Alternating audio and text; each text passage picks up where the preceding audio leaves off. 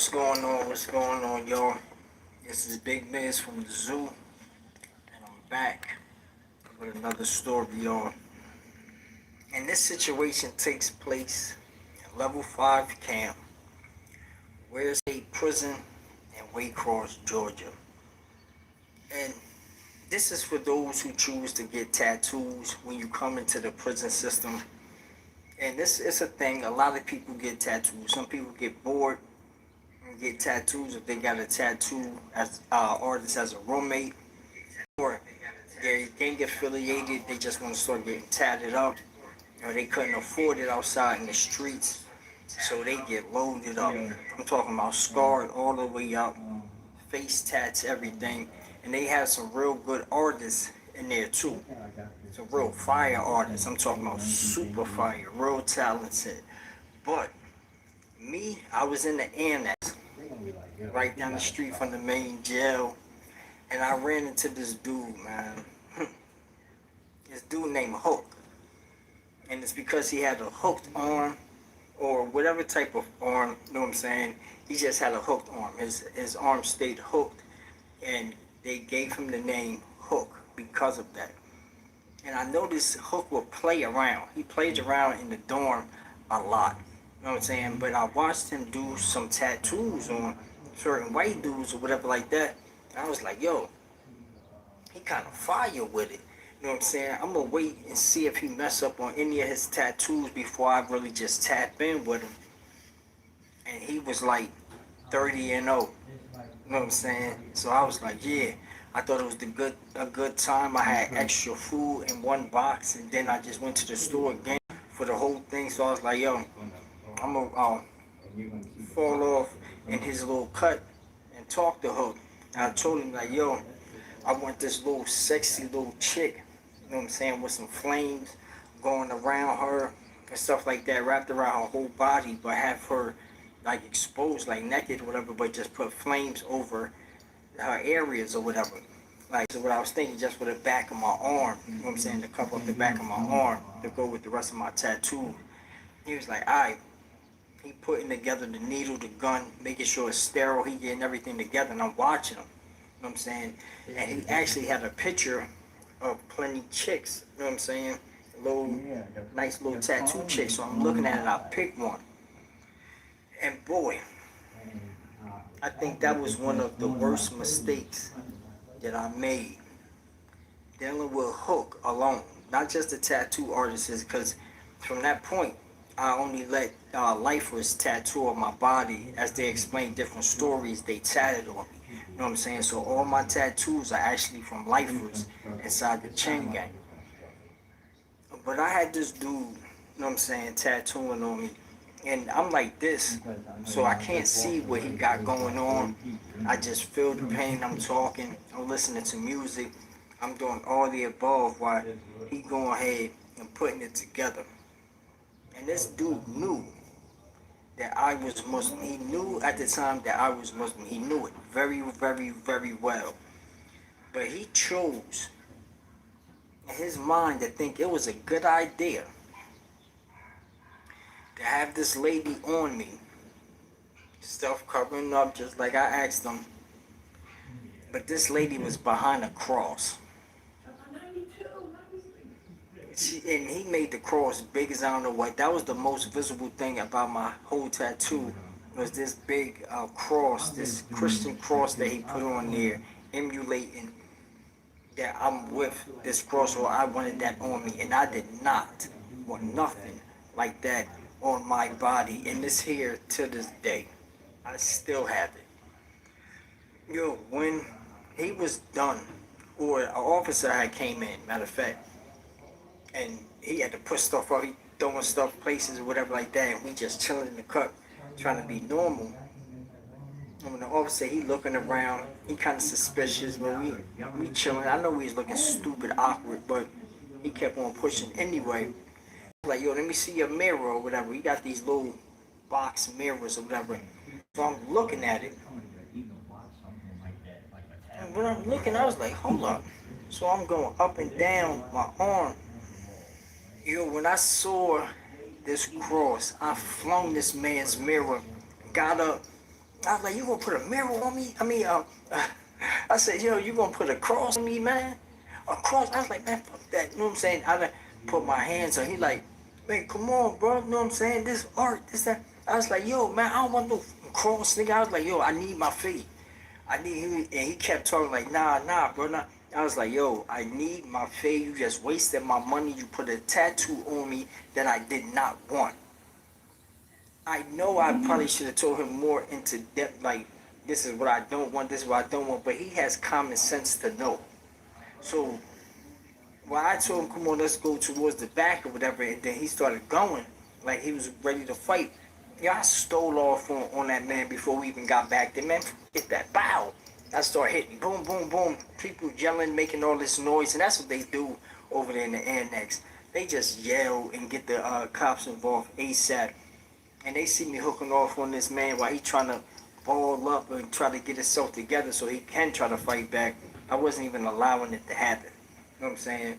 They came, they lock us both up. And they had the nerve, like once we got to the main side, they split us up. Then they put me in the cell. Then they told me to go to the back of the wall. They put this dummy right in the cell with me. You know what I'm saying? And I'm like, yo, what? I'm like, yo, don't bring him in the cell. And they like, oh, ain't no space, boom, boom. If y'all gonna fight, y'all just gonna keep on doing it anyway. So we ain't worried about it. Look, and they putting him in the cell. So I'm thinking like, yo, so they either want me to kill this man or keep fighting until we dead tired in the cell. Yo, I sit down. He come in to my, yo, boss, yo, bro. I was like, yo, I ain't your boss, man. He like, yo, bro, I'm sorry, bro. Man, I'm saying, like, they be letting me do whatever on these tattoos. I thought that it was good to do so. And I was like, bro, you put a cross on my arm. I was like, yo, matter of fact, let me fall back. I'm gonna lay down. And I laid there, knowing he wasn't gonna touch me. I laid there and I went to sleep. But I was so bothered by this tattoo, bro. I was hoping when I wake up, I look at it, I feel good, try to shake this man's hand and do the right thing. You know what I'm saying? But when I got up, it was chow time. I'm sitting up there eating because he done said, yo, bro, yo, chow, wake me up. I go, I start eating. I look at my arm. I was like, man, fuck that, man. I put my tray. I was like, yo, man, boom, boom, boom. I started hitting this boy. And then when I'm trying to hold him down, I hear some yelling in the dorm. I'm talking about somebody like, yo, help. And he wasn't making a sound. He was just getting duffed out. Like, we in there straightening our issue. You know what I'm saying? We getting our straightening in there. Well, I was getting mine because I was mad as I don't know what. That I hear somebody yelling loud as I don't know what inside a couple cells down from us. And what was taking place, like, because I done eased up. I was like, yo, I'm going to ease up on here. Like, come on, bro. I'm not going to fight back. I'm not going to swing. You know what I'm saying? Just let me go. And I ease up off of him, but I'm looking at him while I'm inching to the back because I don't trust him. You know what I'm saying? I was just pounding on this man. You know what I'm saying? Like giving him that work. Boom. So I done pushed up off of him. I go towards the door, and I'm listening. I was like, yo, sound like somebody getting pulled out. I was like, yo, sit over there. Sit by the table, whatever, man. Sit by the table. So, boom, I push my flap down because my flap was loose. I push it, and that thing go down. And I start looking, trying to see what door is coming from. Then I see a door rattling, you know what I'm saying, across the hall. Somebody saying, oh, help. And there's somebody getting poured out by their cellmate, man. And this is why I tell y'all, yo, don't come to prison for any reason, because you can mess around and go into the hole and get a situation that you do not want to be in at all. Yo, he was having a disagreement just how I was having a disagreement, and this is what was taking place with this man right here, y'all. If y'all can see that, he had no way out. Dude just dropped his tool and everything out the door. You know what I'm saying? He done pulled this man out ready to give up, but the officers just ready to spray them both all in the cell and then figure it out later. This is why I'm telling y'all, yo, don't go to prison, because this can easily happen to you. All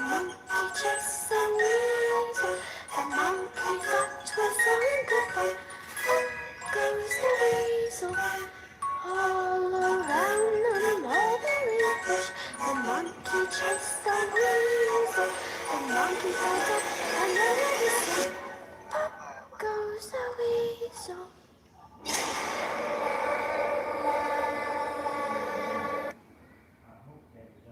Yo, what's going on, y'all? What's up? This is your boy Big Miz from the zoo. And I usually don't cover like as big of a story or situation as this, but I've been getting like green lights from different people to kind of bring this situation to a whole, so you can actually know exactly what took place in this tragic event at Washington State Prison. I can definitely kind of put myself in this situation because I actually was at Washington State Prison before, but this place has now turned into a very terrible stop to go to, where at the time that I was there, it was a medium security camp. It was a little laid back. Things did take place there, but nothing to this magnitude that we're about to speak about today. Now, what they've been putting out there in reports and updates about this situation, saying that it was a riot at Washington State Prison. And actually, they're just putting a umbrella over the control that they did not have of this gang war that popped off over a situation. Now, let me break it down in the simplest form so y'all can follow me on how the situation took place. Now, it was a couple narratives put out there about these two individuals. One of them was Teddy Jackson, and he was affiliated with the G's or the GDs, the Gangster Disciples, whatever y'all wanted to call them or y'all know them as. But he was with them, and Ahmad Hatcher was with the Red Team. You know what I'm saying? The Bloods. You know what I'm saying? And these two individuals had a disagreement. And this disagreement, some people said it was over a pressed pill. Some people said it was over a phone slash TV situation. Some people said it was about a cell that that gets reception for these phones that they get into the chain gang. And I know that that's a situation that people do fight over because I've seen it done myself.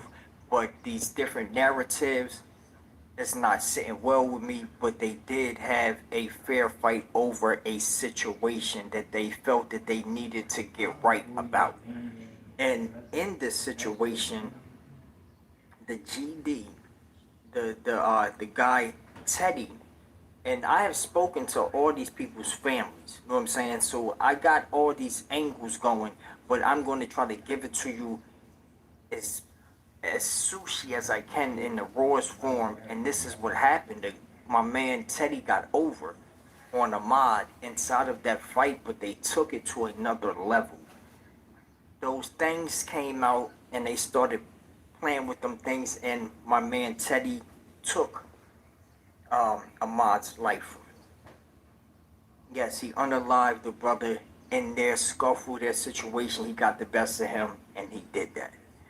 Now, when this happens inside the chain gang, and they're affiliated with two different gangs, yes, it's going to roll over and it's going to go out of proportion because somebody is on the ground and they're not getting up and they're not going for that. Not these Bloods that's in the chain gang where the numbers is way over and well disproportionate than the other gangs. You know what I'm saying? They got them by thousands. Believe me when I tell you. Now, this trickled over to my man Teddy going on the walk. And I'm going to input the situation right here where Teddy comes onto the walk and they catch him down bad. And he said it was like 13 bloods going pouring old boy out, man. You know what I'm saying? So this thing is trickling over and they catching these boys down bad. But then it's another person, an older gentleman that's down with the G's as well. And this is Jimmy Tremble.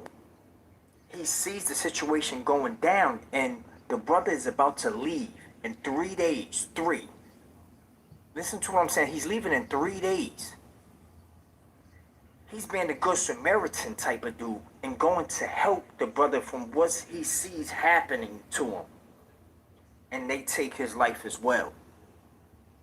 So he's not getting home to his family. And picture they're getting ready to pick him up in 72 hours. This is the part that burns me up. Because the Georgia Department of Corrections, when y'all get these situations and get these brothers to going and violating each other and pulling each other out to the point where they're unalive, what are y'all doing? Where are y'all at? Where are y'all at? Are y'all sitting there watching from afar? Or y'all just don't got the numbers to secure these prisons? Close them down. If y'all don't got it like that, stop making so many prisons and trying to put people in them. If y'all can't secure them, y'all got to do something about that, because when it comes to the families that love them, that's crying, asking what took place with their family members, y'all can't answer it. Y'all curve them. Tell them the less information y'all can, or make it like it was their fault.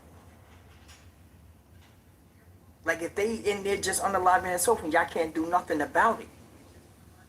These families are tired of being curved, lied to, given less information possible. Y'all not answering the phone. You know what I'm saying? Or y'all keep putting people on hold to speak to other people, They tired of that. They're not going for that more. Y'all got to kick up. And they're going to keep on calling Washington State Prison because they need answers. Love ain't gonna let that down. I'm sorry. They're not having that. These brothers need answers. These mothers need answers. These fathers and uncles and cousins and sisters, aunts of these individuals, they want answers, yo.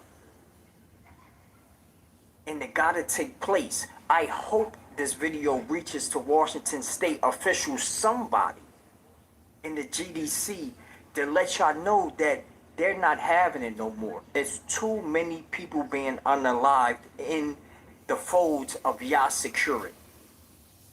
And y'all not doing nothing about it. This is a sad situation because it is now no longer just at Washington State Prison. It is popped off at Hancock State Prison, then Hayes. And it's going to keep on going and going and going. This is going to be a non-stop situation until the scoreboard gets corrected when it comes to unalivings. And doesn't that sound diabolical? It does not sound right. This is not fair for no parties involved, and it's going to keep on going.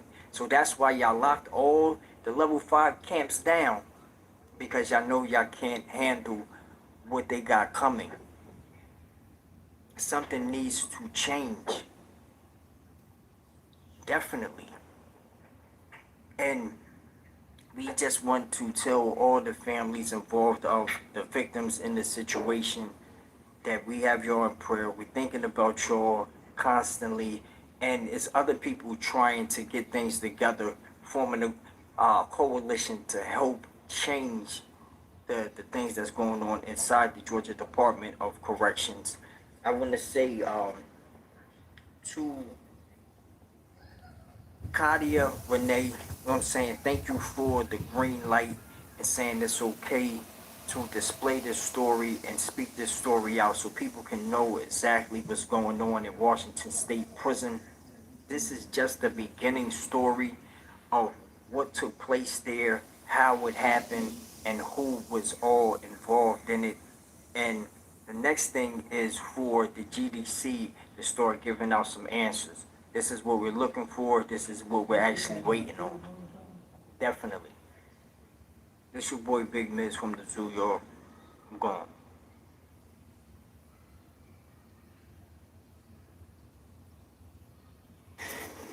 Yo, check this out, man. Coming into the prison system, it's a chain of command there, but it's also a food chain. You know what I'm saying? And I'm going to be speaking about how civilians are chose to be at the bottom of the food chain, and they're the ones that people show their aggression to when they're going through something and they want to free pick somebody. It's usually a civilian. It's usually somebody that doesn't have no backing. You know what I'm saying? Nobody's going to help them when it's time to come in the clutch and nothing like that. And this story right here is about two civilians that we're going to speak about that got demolished in this cell. You know what I'm saying? Both of them got poured out, stomped on, and everything. You know what I'm saying? Let's get into the story, man. Basically, this is about how people tend to treat these civilians and how the gangs don't respect them. You know what I'm saying? They just get ran over, and this is the issue that happened with these two individuals. Like, let me bring it back. Come on, let's run up in this dorm and get this issue started, man. Like, it was two dudes in this one cell in the back of the dorm. You know what I'm saying?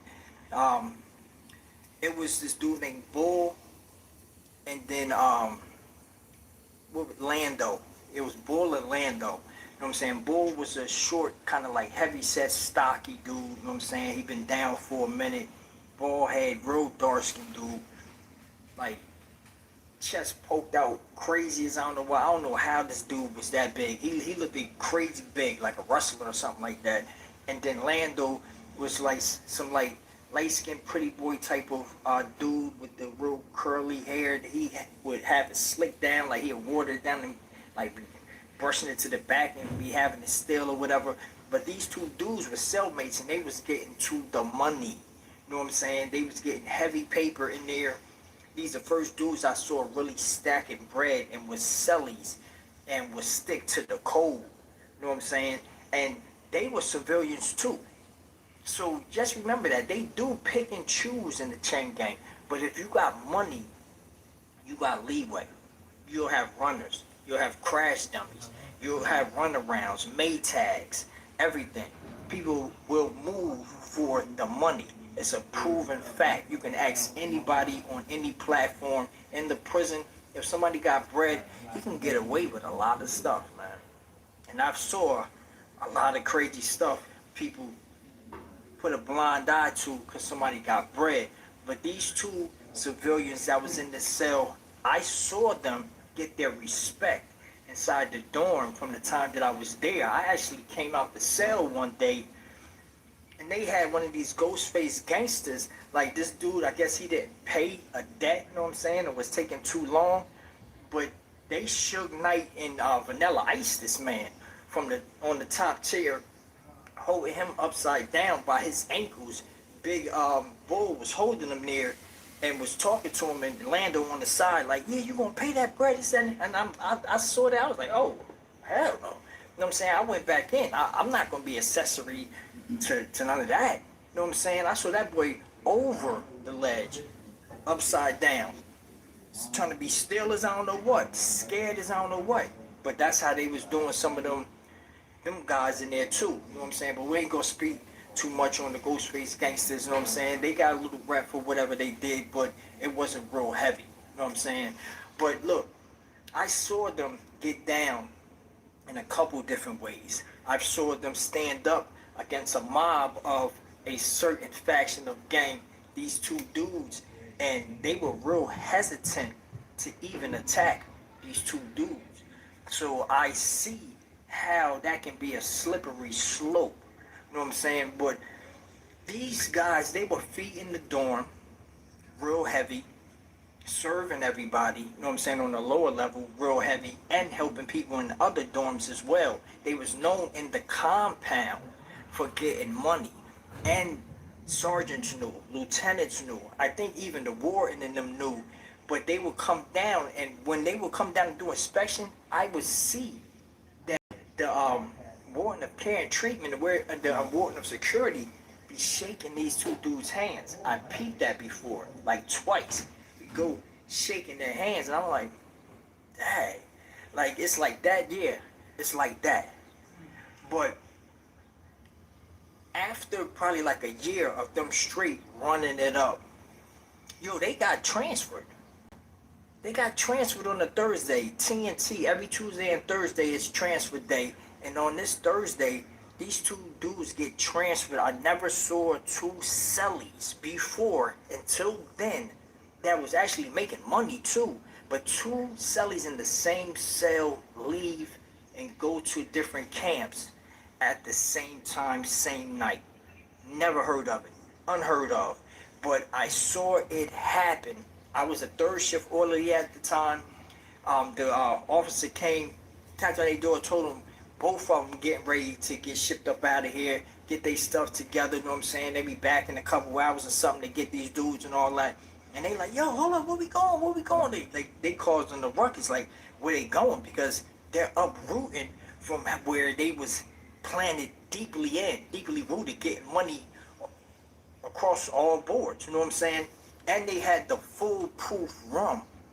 They had ground maintenance working on their room. They had the Migos working on their room, making walls and hiding spots and unscrewing stuff and making little trap areas for them to hide their, and they work, they bangers, everything. You know what I'm saying? They had a fire room. And also this room was the perfect spot for when they get ran down on. If we get shooken down by the search team of the technical squad, you're way back in the cut, so you see it coming, and now you can go ahead and do the boot band bit and get that together, and now y'all standing there chilling. You know what I'm saying? And plus, this is the area where everybody would like to go and get the best reception for their phones and everything. These dudes' room was that spot. So when I found out that they were leaving, I peeped the other third shift orderly going around to his little selected gang members' doors and like, yo, Bull and Lando leaving. Hell yeah. And then he was getting quiet, face to face in the glass, talking to him like yeah, doing all this. So I'm like, I already knew that sucker stuff was going to transpire anyway, because that's how niggas is in the chain gang. They want to, as soon as you step out of your shoes, they'll jump right in them joints. Boom, and see if they can fit. You know what I'm saying? And if they don't, they're still walking shits anyway. Don't care how stupid they look. This is how these cats be trying stuff, man. You know what I'm saying? Now, knowing that they're leaving, it seemed like the dorm was happy and they stayed up all night long, bro. These cats stayed up all night long trying to figure stuff out, and people saying, yo, they gonna be the first people in that cell. As soon as these cats leave, they want that cell. People yelling and talking about it and everything, talking about putting money up for it. They doing all this, right? So I'm like, let me see how this gonna transpire in the morning. I'm up maybe a little bit before 5 in the morning, getting ready even before early morning chow, and they must have been trying to push people out of the hole. They had to be, because they brought, like, the sergeant is bringing 2 individuals into the dorm that we ain't even seen before. They must have been sitting in the dorm ready to come on compound from somewhere else, because I know I was down there for like 15 months. And I know all this. I didn't know these cats from a can of paint, but they walking through, one OG and one young boy. They coming through with they property and all that, going into the cell. I was like, ooh. I'm like, oh, these dudes ain't gonna like that. And I see why they're walking across the big floor, going to that back room. People looking, and then people coming out of the cells, going into other cells. They moving around. Like, now I know that the effery is about to start. The BS is about to start. Now, the lady called for chow. Chow time, come on. Y'all come out for chow. Last call for chow. She doing it all fast, so we hurrying up. We trying to get ourselves together. We start walking down the walk. Yo, dudes is walking in groups, already saying that once they got back from chow, that they mounting up and they gonna flush up in this room, and they gonna get Buddy and them out that cell. They gonna give them an ultimatum, or they putting them on the door. They say, yo, if they try to buck at any given time, we gonna pour them out, and we gonna send them boys. You know what I'm saying? So I'm like, yo, I want to see exactly how this plays out. I want to see exactly what they're going to do, knowing that they don't know these dudes from a can of paint. They don't know what's going on or nothing like that. But they was already saying, yo, nah, them boys civilians. They ain't affiliated with nothing. I hear them saying that while we're at Chow eating, that people that already walked and asked them before they went to Chow, was they affiliated with something and stuff like that.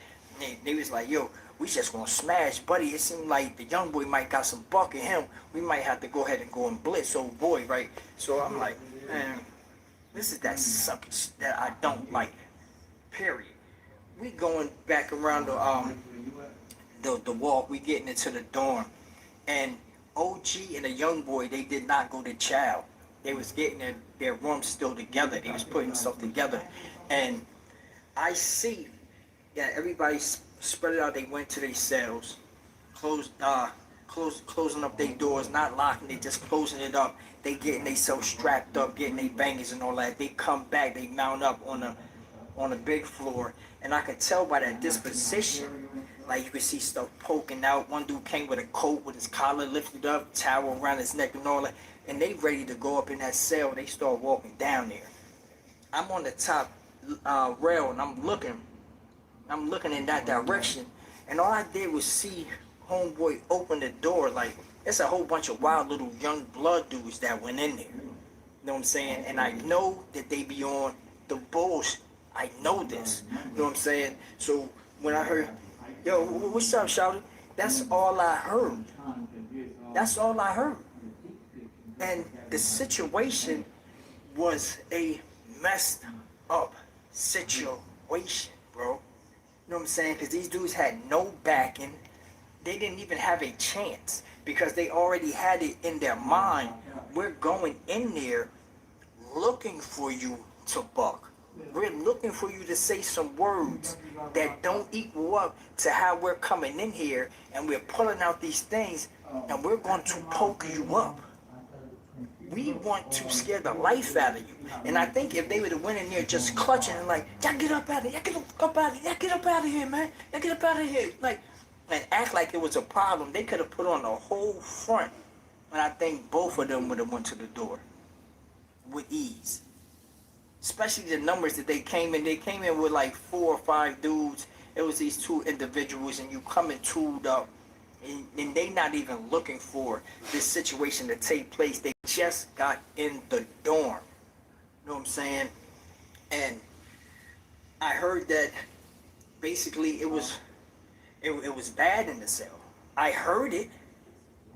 But the people that went down there, running down there to look at the situation, when they were walking back, you know what I'm saying, and Buddy and them was still in there beating them, you know what I'm saying, and I think OD tried to slide up under the bunk, you know what I'm saying, they poking him up and all that, slid him from under that bunk, and started giving it to him, you know what I'm saying, marching band stomped on him and everything, poured him out, they blitzed Lou cuz, I think he was at his locker or something, you know what I'm saying, going into his locker box, trying to fix up his food and all that. They blitz him. I'm talking about head shots, neck, everything down his back and all that, just pouring him out like speed stabbing. You know what I'm saying? Like, and usually that's what you see when somebody trying to get off real quick. They like they trying to hit you like super fast. You know what I'm saying? And go ahead and get you out the way, and hopefully you don't buck up out of that. You're gone. You know what I'm saying? Or you're at a commission and you can't kick back up. That's the whole reason for the blitz. So they can be overly on top of that situation where it's no kicking back up. You're actually just trying to do all defense. No offense is coming from you. You know what I'm saying? And this type of behavior, myself, I didn't respect that type of behavior from these dudes when they feel that they can mount up and don't even talk to them and try to figure out something and politic and use their brain to try to get these rooms or even get cool with these dudes so they can slide up through there. They want to use just all brute force, no respect, coming there, violating the whole situation, the whole area, you know what I'm saying, and fucking them boys over. Because them dudes, like, once they ran out the cell, they were leaking. They were leaking. OG kind of got it the worst, or he looked at the worst, you know what I'm saying, and how he was trying to drag up out the cell. But young boy, he was hauling ass, and you can see it was like maybe like 6 or 7 dots where you see that it's forming where stuff is coming up out of his body. You know what I'm saying? And he's running, banging on the window, saying, "Yo, let him out the dorm, let him out the dorm." And the lady looking, she don't see nothing in the front of him. And he turned around, showed his back. She opened the door. He go running out. OG trying to slide up through there. You know what I'm saying? Like, it's not a good look. It's not a good look, man. And they didn't have big charges. They were short timers. I don't know how they got down there around us, but then again, I was a short timer too. They sent me there too. So it's never safe in these environments, you know what I'm saying, and how they structure putting people together. It still blows my mind to know that they'll put me in a place that is like 65% lifers, you know what I'm saying, the rest got 20 and 30 years and all this type of stuff. Like, it's really a sad situation. Yo, inside of this video is the actual situation that I put with it, so y'all can see exactly what it looks like when people come in and do that blitz action, you know what I'm saying, so you can see how young boy was all off point, and then they blindsided him, and then they got OG at the same time, man. It's a sad situation. That's why I tell y'all, please, man, yeah, you got to, and I'm going to keep on telling you, and keep on telling you until y'all get it. You know what I'm saying?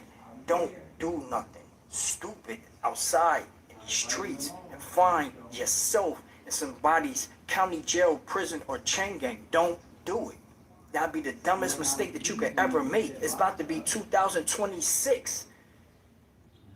Don't find yourself in somebody's jail, bro. Come on, man. Think, man. So I am putting a link right here so y'all can donate to the channel, show love to your boy Big Miz from the zoo. I am doing whatever it takes to keep this platform going, but the link is right there. Show love, you know what I'm saying? I got y'all every trip, no doubt. Y'all be safe out there, you know what I'm saying? And I will start doing more live videos and live stories, so y'all tap in. Y'all turn y'all post notifications on, because I am starting to do live stories, y'all. So tap in with your boy Big Miz from the zoo. I'm gone.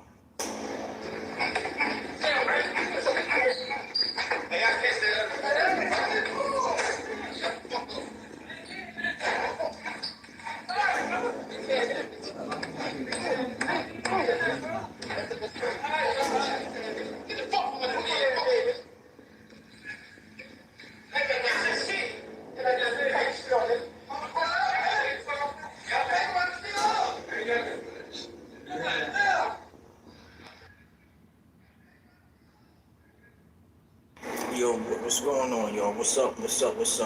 This is your boy Big Miz from the zoo.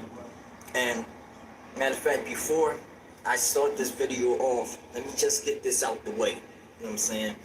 When you come into the prison system and you don't know what you want to do, you sitting up here and looking at all these different organizations and gangs and saying, yo, yeah, that's what I want. That's what I want.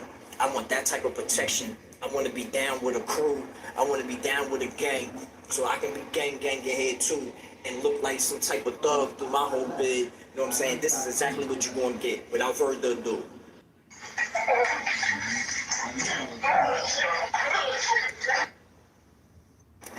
And now that we got that out the way, you know what I'm saying? This situation right here, man, it's another wild situation, bro. And this dates back to 2023. And yes, I was out of the prison system at this time, but the shit still goes on. The craziness still pops off, and all these attacks are still happening. And what I'm trying to do is just aware y'all to the dangers of the prison system, and especially the GDC, the Georgia Department of Corrections, where I did 2 bids at, you know what I'm saying? And when I was there, it was a very, very terrible time. If I had any good times where I laughed and stuff like that, I don't really speak on it because all the bad overweighed that good in there. And it was a very terrible experience, and it's just getting worse and worse and worse. So, like always, I ask people, please, give yourself a chance out here in these streets. Give yourself a chance, because easily, if you're in the surrounding area or in Georgia state, period, you can find yourself in the chain gang. Alright, this story right here is in Macon State Prison, and this is what they allegedly said happened in this situation.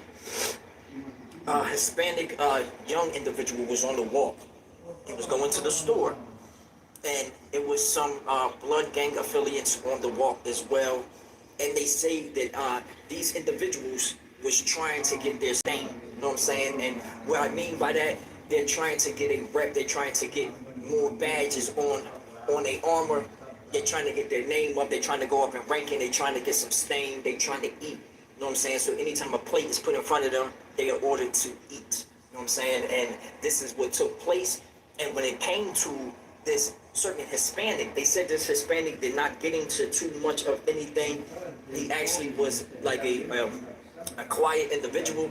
Yes, he had support in the streets, and also the other Hispanics dealt with him. You know what I'm saying? They knew his mannerisms and things like that. They knew that he wouldn't just go and like be popish on the wall, looking at somebody all tough or talking all crazy in Spanish where they don't know what he's saying, and he's trying to get it off and disrespect them thoroughly. He wasn't doing that. But they said that this situation was he got free picked. And free picked means that somebody just chose you as a victim for them to commit whatever type of attack they was going to do on you. They just picked you out of anybody they could have picked. They freely picked you, and now you're the victim. I don't know, bro. When I got this information, I don't know, like, wholeheartedly that this was a whole free pick situation. I think that it had something to do with something else. And why I say that is because on that walk, they unalived that man. They set that mission up for this dude to get blitzed from out of nowhere and get unalived. They said keep going until you put wings on that man and send him off the compound flying. So it's just something that's sitting with me that's telling me, yo, this just can't be a free pick. They just didn't walk up to him and smack him or walk up to him and punch him, you know what I'm saying? Or even just tag team and pouring him out a little bit and then have him running up the walk, you know what I'm saying, all wet up or whatever. They actually standed over him after they got him down bad, and they kept going, you know what I'm saying? And they said it was like an overkill, you know what I mean? They stabbed him up plenty times, over 30-something times, and left him on the walk. When the COs finally peeped what's going on, they ran down, and the inmates ran, but they got caught later, but they ran, and they called the EMS. They was trying to revive the young Hispanic dude, and he lost his life before the EMS even got onto the compound to get him. So all they was doing was going to retrieve a body out of that situation. Is that fair? Did he know that his last day was going to be that day? I seriously doubt it. And that can be anybody. And if you're really getting free picked, it can be anybody. Now that's the crazy part of the free picking thing. It can be anybody. That means they don't care what you did, how nice you are, how calm you are, who you helping there, how humble you are, or anything. If you're getting free picked, you're getting free picked. That's it. But once the word got around, like people are looking, like in every dorm, if something like that goes down, they see all the COs running down the wall, going to something, they know they're running to a situation. So everybody's looking out these windows, you know what I'm saying, in their dorms, and they trying to figure out where they running to, what happened, what's going on, and then as soon as these officers come back, people are pressing up on them, asking what happens took place, or they're listening to a CO that didn't even want to run down there, you know what I'm saying, and his walkie-talkie just going off like crazy, saying that people need to go to a certain area, something is popping off, and you need to get there now. They listen, they find out what's going on, the Hispanics get word of it. The Hispanics get word of it, bro. And I told y'all that these dudes are the weapon makers. They are the weapon sharpeners. They're different weapon inventors. And they're known to go crazy when they have to. If they have to go up damn wild on the dance floor, even being low in numbers, they're coming out with all artillery. And sometimes they watch it. They really plan on how they give out their artillery to people. They're not going to give you the biggest thing. They're not going to give you the sharpest weapon. They're going to have something way sharper. Believe me. Way sharper. When they hit, it's going to split. When they get to you, it's going to go through you. Anything that they got is sure to make some damage on a person, chop a limb off, go to your body and through your body. Like, they got these type of weapons and artillery in their stashes. You know what I'm saying? And in this dorm where it popped off at, it was like at least like 12 or 13 of them, and that's really rare to see. That's rare to see, but in different camps, like the Migos be deep. They be deep, and it be all different type of Hispanic gangs all collectively together because they come from different places and they meet there. You know what I'm saying? And once they talk and get to know each other, they know it's either they all in or that one Mexican don't even want to mess with them and he chills back or whatever and he stays out the way. But he's one that can get free picked at any given time. So what I'm about to show y'all, I heard when it was sent out to this government building, you know what I'm saying, that I deal with to try to get this footage and stuff, people were commenting on it when it was put onto a platform. And this one mother said, I recognize this footage. It's been sent to me before. And my son got stabbed up in this footage. They broke both of his eye sockets. Knocked probably like 5 of his teeth out of his mouth. And they poured him out real bad. And then also, another mother said once the situation was over and they were sending people to the hole, bro. And this is how it happens. This is how people get down. And you gotta know this because it ain't over until it's over. You dig what I'm saying? Some of the Migos got put in the hole because they're gonna get transferred and stuff like that. And bro, it was an individual in there from that same set. And he done got word of what's going on. One of the whole orderlies done told him, yelling when they came into the hole, yo, they just had a war, this, that, and this. Yeah, there's a whole bunch of Migos about to come down here. Boy, they was going crazy. One got killed on the walk. And this. Like, they doing all of this, informing everybody to what's going on. And then they let one fool know, and he's waiting for Amigo to come in and be his roommate. He's sitting there in the back waiting. And what falls up in his room? A young Migo. You know what I'm saying? And what this dude did was wait for him to get into the cell, get his cuffs off him and everything, start asking what happened, like, damn, what was going on, what happened in there, so he can get more information, so he can get even madder. And he waited till Migo turned his back, and he poured that boy out so bad, unalived him inside the cell, and those COs even checked to see what's going on, heard this man yelling. Yes, it might have been sounded a little different because of his accent or whatever like that while he's yelling for help. But you know when somebody is yelling to a certain octave for some damn help. Left him in there for a day and a half before finding out that this man is unalived inside that cell. And one mother said that was her son inside that cell that got unalived, bro. This is how the situation goes from building to building, building to building. And after a while, when it gets big enough and the death toll is high enough, it goes camp to camp. And surely with the footage that's being shown, once they see it in different camps, the word is, yo, pop. Pop. That's it. There's nothing else that they can muster up. Once they see the video and they're looking at it and they see people falling and people going over them, they say, yo, pop. Pop on them niggas. That's it.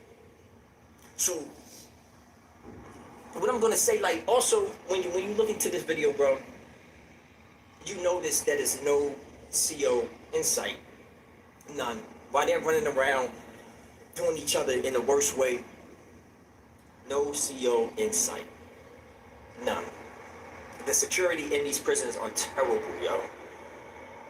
Terrible.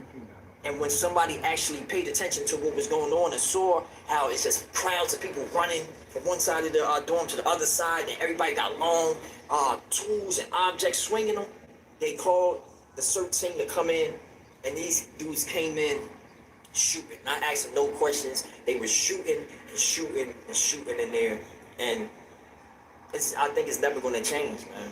It's never going to change until they bring some real reform to these prisons and make a major change. And I don't think that this mega building that they're building in Georgia, this mega security building to put thousands of more high-level inmates inside of this prison, like, y'all gonna have to do some real picking. If y'all think y'all gonna take every violent inmate and put them in there and just put them on lockdown, if y'all think that's all it takes, I got another thing coming, man. They'll take over that prison too, just like they doing all the other ones. Y'all gotta find a way to separate them all, put more things in play for them to do, to take up some of that time that they got, this idle time that they got, and beef up your security. Put some eyes on them boys. Put some eyes on them. Because this ain't gonna work right here. This ain't gonna work. I'm trying to tell you. Listen, I'm about to show y'all the footage of the situation, what happened, man. I'm just asking y'all to be safe out there, man. Be wise in your decisions. Because you don't want to go behind these walls and get into these barbaric situations where you have to fight like a gladiator on this dance floor, man. Because if you ain't ready, you ain't gonna never be ready. Not for this.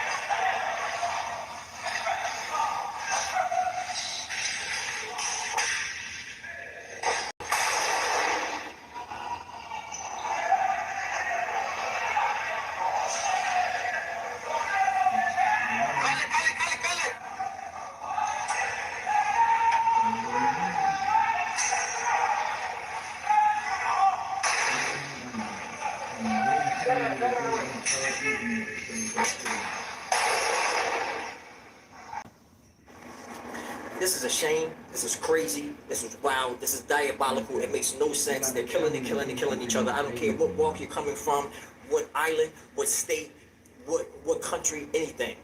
It's not right. It's never going to be right in my eyes, and I think it needs to cease.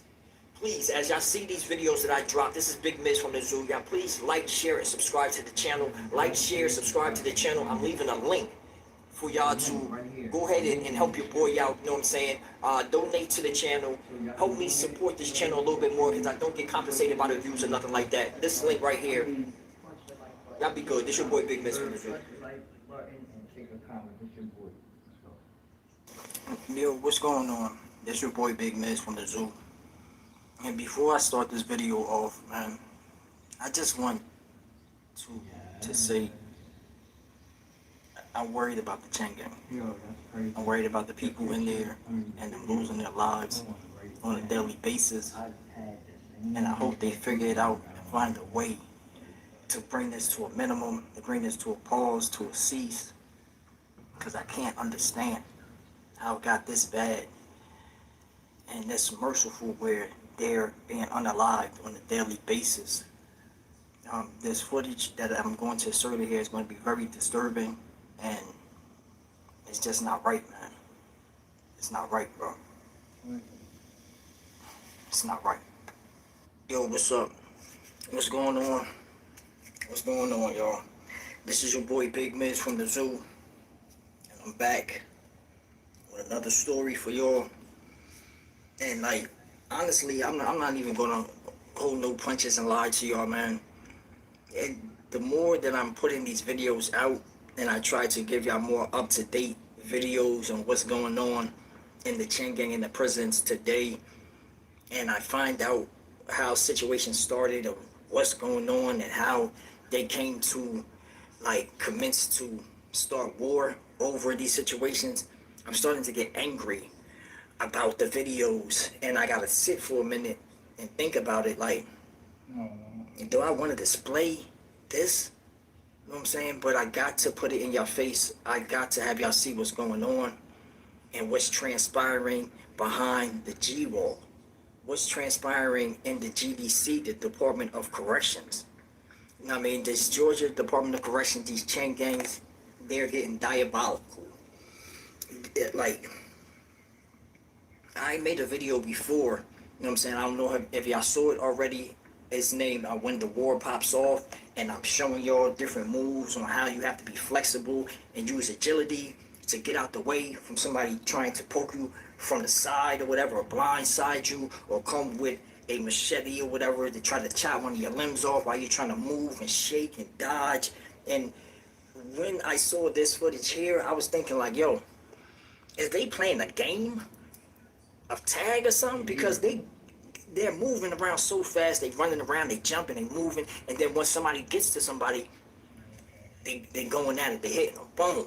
And like you hear the war calls and stuff like that, so I'm not going to tell y'all exactly what gang it is. I'm not bringing the gang, you know what I'm saying, to the forefront. I don't want to do that, but it is gang violence. This is what it is. You can hear their war calls inside the footage. You can hear them saying, yo, eat, eat, eat, once they get somebody down bad. You know what I'm saying? And somebody makes a mistake and they trip, and then they get hit by all directions, from short pokers to gold rods to bone crushers to machetes. They get hit, and these dudes is getting very down bad in these situations, man. And this footage is kind of what kind of sparked the situation. Like, it was footage beforehand that started this situation here, where somebody was taping. This is the situation. Somebody was taping an incident that was going on, and these inmates now are sending this footage off to this government building to try to show people what's going on inside the prison. And it happened to be a gang member that did this now. They're getting so bothered and worried about their own lives inside of these prisons, bro, that they're saying, yo, we gotta send this off. They getting in cells with each other that's trying to live, they're trying to get out. Like, yo, we gotta send this off to our families, and we're gonna send it off to this government building that we can try to get some help, that they'll come in with a bigger force and move some of these dudes around that's unaliving us or starting these major wars, so we can just do our time, bro. Like, yeah, we kiki and talk about back in the days and stuff like that and things we used to do. Yeah, that gets people's time passed. We work out, we eat, we talk the bullshit and all that. But why are they dying every day? Every day. It's getting to a point, bro. It's getting to a point. And what they did, they kind of like figured out where it was coming from, the opposing gang that actually did this attack and was putting it on the internet for people to see or humiliate this one individual for becoming a Crip. And they had him saying that F the Crips, F Nipsey Hussle, you know what I'm saying? He wants to be blood. and make him say, yo. Like, I have that footage as well. I am going to display that in a different story, you know what I'm saying, on how this situation came amongst. But once they found the individuals, they was making phone calls to try to find out where this actual inmate was at, what dorm he was in, and stuff like that. And it happened to be in a dorm that had a lot of numbers on this one dude's side and a lot of numbers on the other side. And once they figured it out, they started getting equipped to go ahead and pop. And it was so sporadic, you'll notice that they're not war ready. They don't have their towels around their neck. They don't have coats on or no type of nothing to armor their stomachs or their chests or nothing. They just let it pop off. And if you pay attention, there's a lot of people running for their lives in this footage. It's a lot of people trying to slide about the situation, but you also see them people that's on the dance floor getting it in heavy. You know what I'm saying? These warriors that's getting it in heavy, and this is all gladiator type of work. That's why I keep telling y'all, if you're not ready, if you're not the type that can take a blunt object that's sharp and stick it through somebody's flesh and just keep on going at it until you see that the life has came up out of this person, and then you go to the next to try to inflict that same pain, get out the way. I understand what these dudes are doing to try to get some help. I understand it. Would I have done it? I seriously doubt it. But I understand that they're trying to make a call for help. Some of these individuals in these chain gangs now is calling 911. They're calling the local police stations to try to get somebody to come to the prison. So the job of the COs is not even needed. It's not even needed. I heard the lady that was supposed to be in the dorm in this situation, she went somewhere to her office and went to sleep. Why these people are getting unalived in this situation, and a couple people got unalived. A couple of them. And she was asleep. Is she gonna reap any type of disciplinary action or nothing like that? I seriously doubt it. She's not gonna reap none of that. And this is how they're getting over. So she thinking that next time she get tired, she'll go to sleep again. She don't care if people are losing their lives. She's not related to them. And they're just the inmate. I'm gonna say for those, if y'all get to see this, my fellas that's in prison incarcerated right now, if y'all feel that it's a good thing to inform whatever government building that y'all sending this stuff to, or the Senate or whatever of Georgia, keep on doing it. Because we're trying to find a way to reform these prisons and change these prisons and separate these violent inmates from the other ones. We're trying to figure out a way to have y'all gangs in certain dorms where y'all just that gang in that dorm, and not mixing and matching all these different gangs together and stuff like that. We're trying to figure out a way. And I'm going to be in the runnings trying to help that out as well, so y'all can get more into books, into getting y'all minds together to get back into the free world, get more educational things in y'all face to take up some of this time that's missing. We're trying to figure out a way for when y'all go to work every day that y'all get paid something. Because I know since I was there in the chain gang, you get paid juice and a sandwich. You're not getting paid no money, so you're not building up nothing, so you'll have something when you come out. Because I know some of y'all don't have homes, some of y'all families die while you're in there. So you have no way to work things out. If you're getting paid some watered down juice and a sandwich for your 10 hours or 8 hours of work every day. And I know y'all do industrial work, y'all do floor work, y'all do painting, you know what I'm saying, maintenance, y'all do food service, you know what I'm saying, y'all do all that. Because I've done it for years. You know what I'm saying? I was a floor technician for years, shining their floors and cleaning their dorms, and for absolutely nothing. I didn't get no juice or no sandwich at all. So I understand y'all pain, and I know that y'all trying to work for the better, and I know you have to be psycho and violent just to get through this. I know this. You know what I'm saying? So I understand and I plead with you. But this situation, these type of things, what I'm about to show, should not keep on going. It should not keep on going. Your family should not be seeing these videos, especially dropped by me, seeing these videos and be like, oh my God, that's my husband in there, or that's my son, or my nephew, or my little cousin. Oh man, he just got hit, dude. It has to stop. I still have family in there myself, and some good friends that's doing life, and I'm worried about these dudes every day, yo, every day. Listen, once they found the dude that was in this dorm, and then the opposing gang got together, they talking, they getting it together, and they know that they about to strike right now. They waited for little cuz that sent the information over to the state building to come out with his celly, and they were going towards the water fountain. And his gang, they're sprinkled all over the place as well. But when this gang came and ran down, they popped on him first. And once they hit him, you know what I'm saying, they hit him in his face with a banger, and he went and called out his call, you know what I'm saying, for help. And this is what happened. Go to the tape.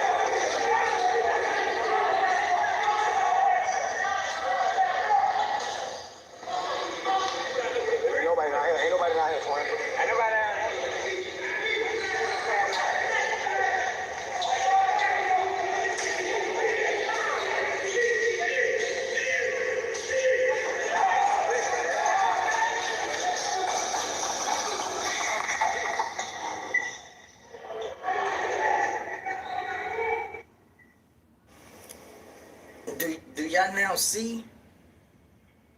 Do you think that you can even do anything in this type of situation?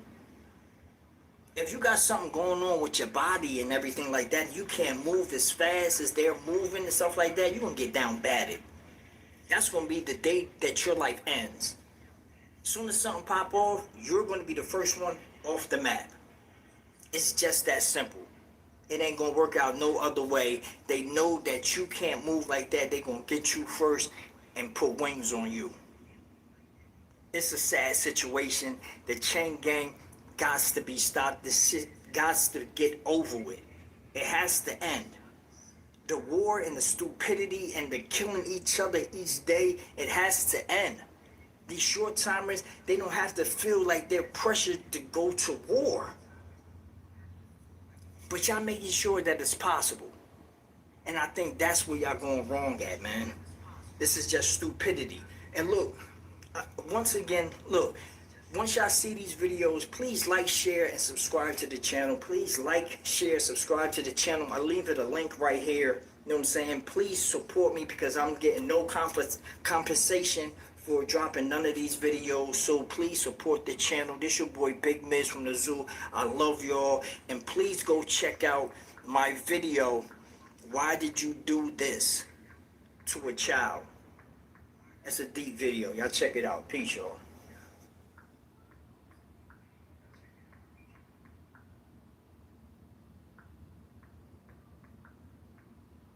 Yo, what's up? What's going on? What's going on, y'all? This is your boy Big Miz from the zoo, and I'm back with another story. And this is another forewarning. This is another forewarning on why you should not go and find yourself being a part of any fraction, any set, any organization or gang. When you get to prison, if you have to go do time. If you have to go do time, do not put yourself under these guidelines and laws of these gangs. I'm going to keep on telling y'all, if I got to keep on beating it in your head, don't do it. It's not safe. It's not a good look. You're going to have mad laws and restrictions and guidelines that you're going to have to abide by, and it might not make your time go as good as you think. And you're going to have to pop off if a war transpires. You're going to have to get in, you're going to have to be part of their count, of their numbers, and you're going to have to get active.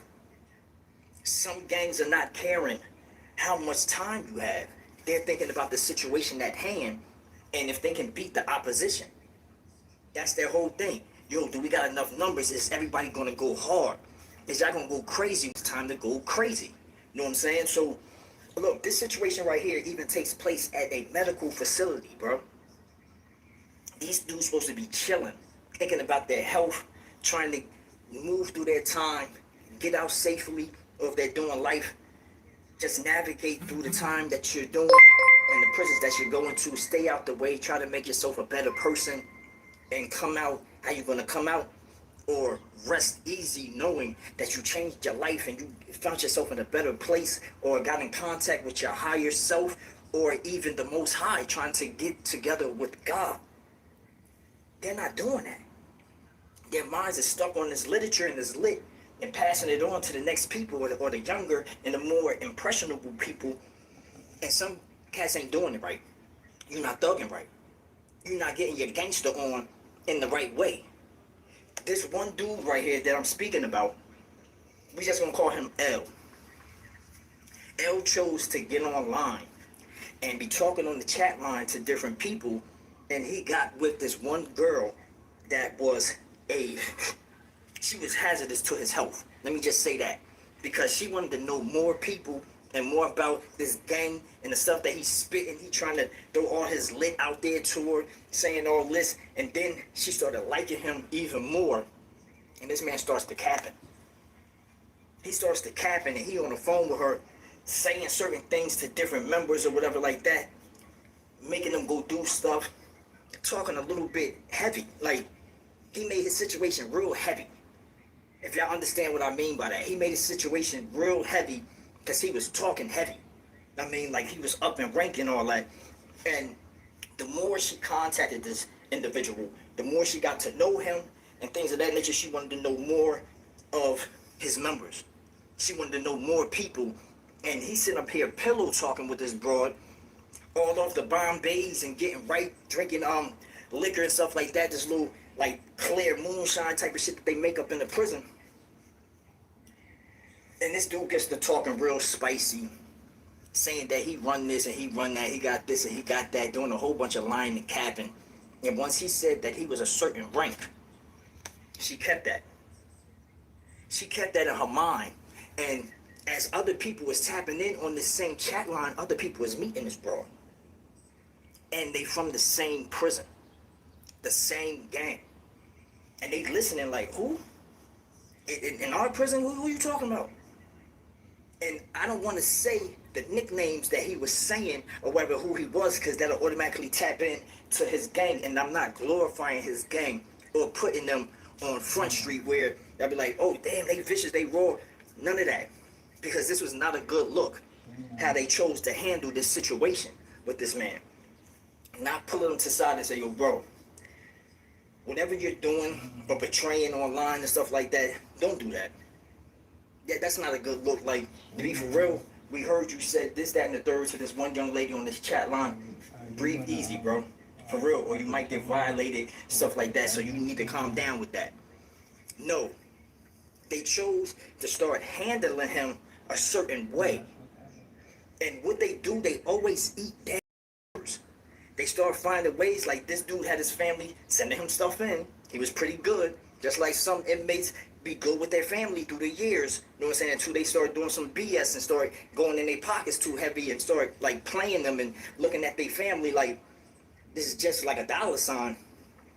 He was getting food, he was getting right, running store, he was good. He's at a medical facility. Ain't that heavy with the crime and stuff like that. They try to keep it to a minimum because there's a lot of sick dudes there or whatever.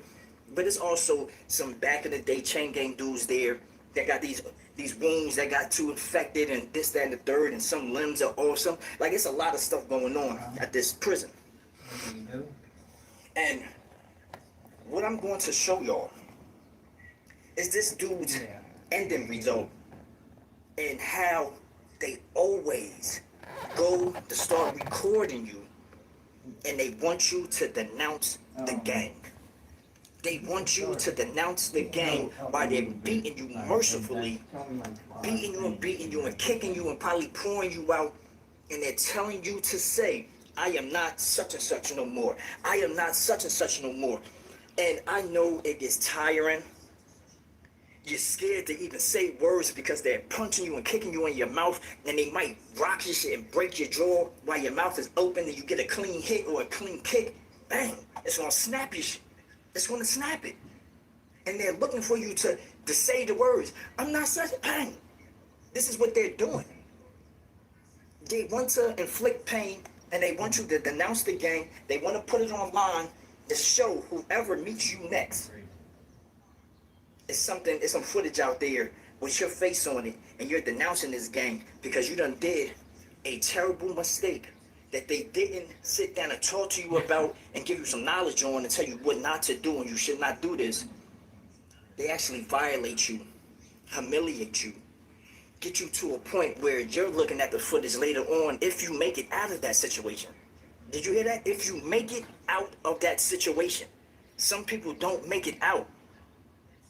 They get wings put on them. Their family get called. Yeah, your son just got violated. Something happened. We don't know. We're investigating the situation. The coroner is trying to check to see how you died and what's the reason you died and how many times you got poured out and if they did something extra to you. It's not a good look. It's not a good look. This is the Georgia Department of Corrections, the chain gang. I'm telling you, every day they're finding a new way to humiliate you, to hurt you, to torture you, to humiliate you, to hurt you, to torture you. Torture you. Let that sink in. They're finding a new way to torture you. Don't. These supposed to be your people. Don't. Get into no sect, no organization, no gang, no nothing, bro. For no means. Fly straight. Try to do your time. Get into other things. Get into books. Learn something. Dig into yourself. Find yourself in here.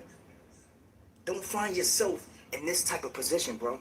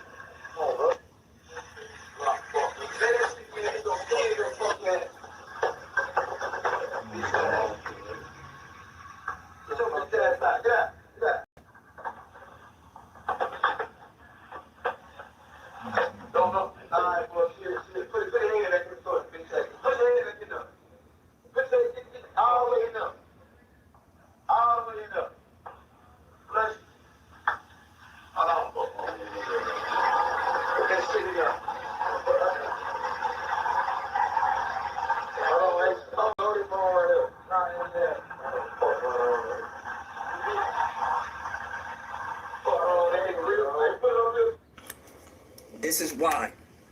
Y'all saw that man pleading, saying, I don't want to be such and such no more. I don't want to be such and such, and they making him denounce it. They're making him denounce it. Bro, do yourself a favor. Pay attention. Take one day out, one day. Go outside. Don't say not one word. Allow people to talk to you. And listen very clear. Allow them to talk to you. Say what they're saying to you, what they can say to you, what they ask you for, how they handle you, and then you'll know exactly who you are. And then either you can retract and take a turn and be like, yo, nah, y'all look at me just like a crash dummy. I'm changing that. Or y'all look at me like I'm going to be in the front line and I'm going to die first in these situations. I'm changing that. If they look at you and talk to you like you're an honorable man, you're a respectful man, they got respect for you and loyalty for you and love for you, you're doing good. But if not, you need to change that, bro. So I'm asking y'all, please, don't go outside in these streets and do something stupid and find yourself in somebody's county jail, prison, a chain gang. Y'all brothers, be safe. I don't care what creed, what nationality you are. You know what I'm saying? What form of walk you came from. What city, what hood you came from, what country. I don't care, bro. Do what's right for yourself. And if it doesn't take yourself and you gotta look around to other people or children or something like that you might have, let them have a chance of getting to know you and seeing the happier you and raise who you got and love who's around you. This your boy Big Miz from the Zoo, y'all. Please like, share, subscribe to the channel. Like, share, subscribe to the channel. And right here, I'm leaving a link right here so you can support your boy Big Miz from the Zoo. Like, I heavily encourage y'all to support the channel. Please support the channel. You know what I'm saying? Give me some motivation, y'all. Peace.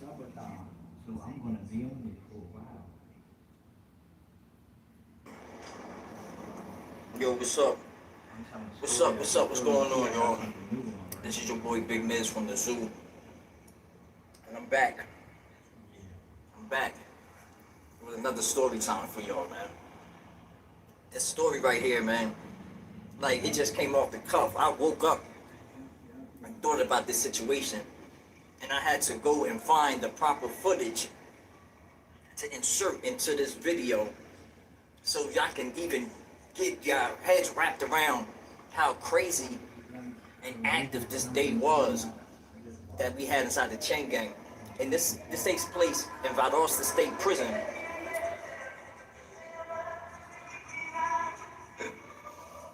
It takes place in Valdosta State Prison, level 5 camp, right? And like, I kind of knew how this day was going to turn out. This happens in a lot of the chain gangs, a lot of the GDC prisons or whatever. When it's time to get turned and we in the dorm and we got so many different type of dudes in here, it gets wicked. It gets real crazy. You know what I'm saying? So take this ride with me. Look, I'm just getting up, and I'm getting myself ready to office a lot. You know what I'm saying? And my roommate is Muslim too, so we getting ourselves together. We offering voodoo. I mean, we're getting our attentions together, cleaning our face, you know what I'm saying, and preparing ourselves to pray. Now, when we step out there, we already see some guys, you know what I'm saying, on the big floor. They working out or whatever. Early morning, they got cups of Joe, what they call coffee with nothing in it, just straight coffee, no sugar, no cream, no nothing. They got a cup of Joe, they drinking, they doing push-ups, they amping each other up. Come on, give me 20 more, give me 20 more, give me 20 more. They on it like that already. You know what I'm saying?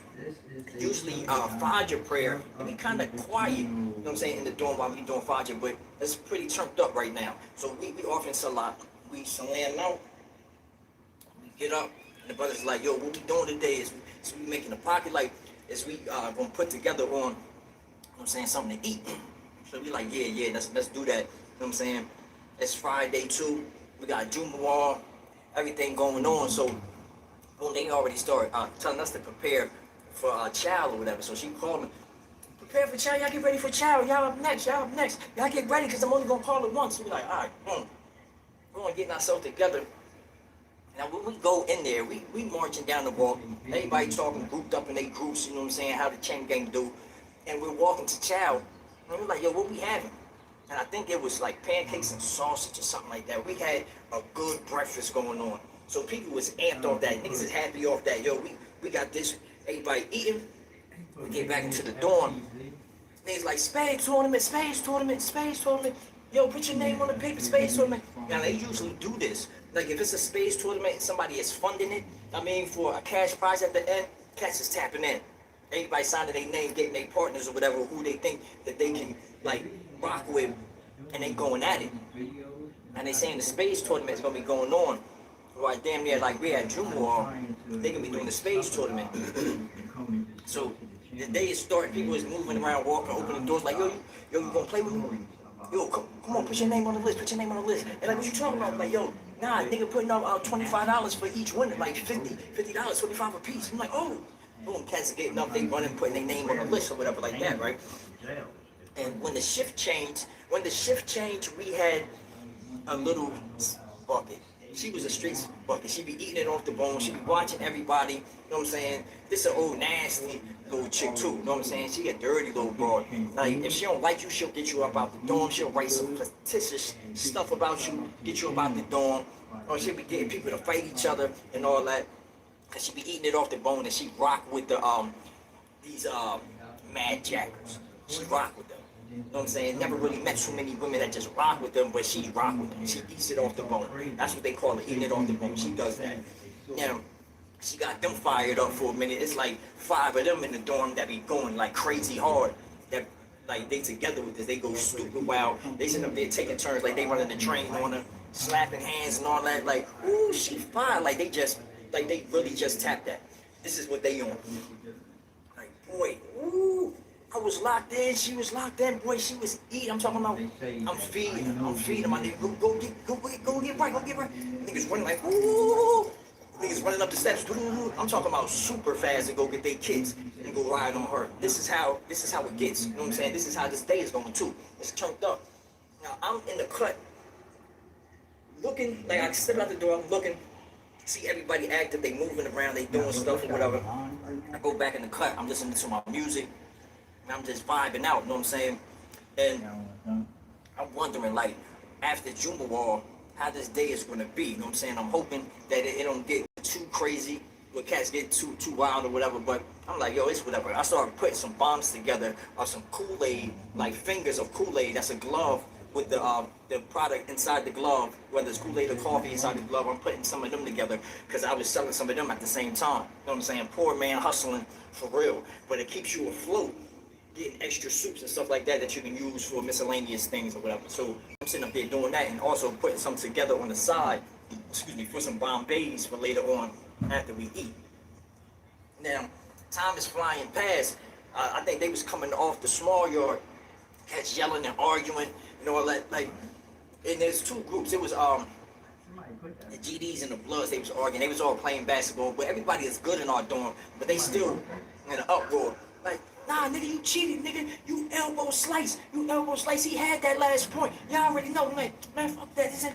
Now, there's some nigga named Slice and the cat named Boss Hall. I done spoke about Boss Hall before. He's a GD, and I think he was from either Chicago or Little Rock, Arkansas. He was from either one of those. And I'm thinking Little Rock. I keep saying Little Rock. He might be from Chicago, though. But he's arguing with Slice, and they going back and forth. Slice is a Blood. They going back and forth or whatever. And what they do, I noticed it like they was getting loud or whatever. So I step out there, and I'm looking, and he was like, yo, next time you pick up here, like, next time you pick up, what's the old boy name? Let me get a suit. He was like, next time you pick up, let me get a suit. I'm gonna have my white boy on. Now, it was this white dude that was kind of fired with the basketball or whatever. And let me get a suit was an OG, but he was nice with the threes. He be shooting them threes. Boom, boom, boom. And nigga was like, what?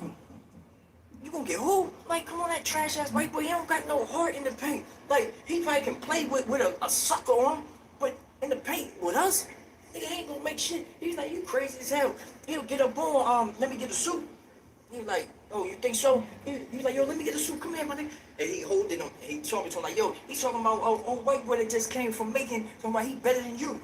He's like, nah, he ain't better than me. Nah, he ain't better than me. I ain't gonna let no white boy be me at nothing. Nah, he ain't better than me. Like, this is how he kicking it. I'm looking down there, I'm sitting up there smiling like, yo, they crazy how they be amping these dudes up or whatever.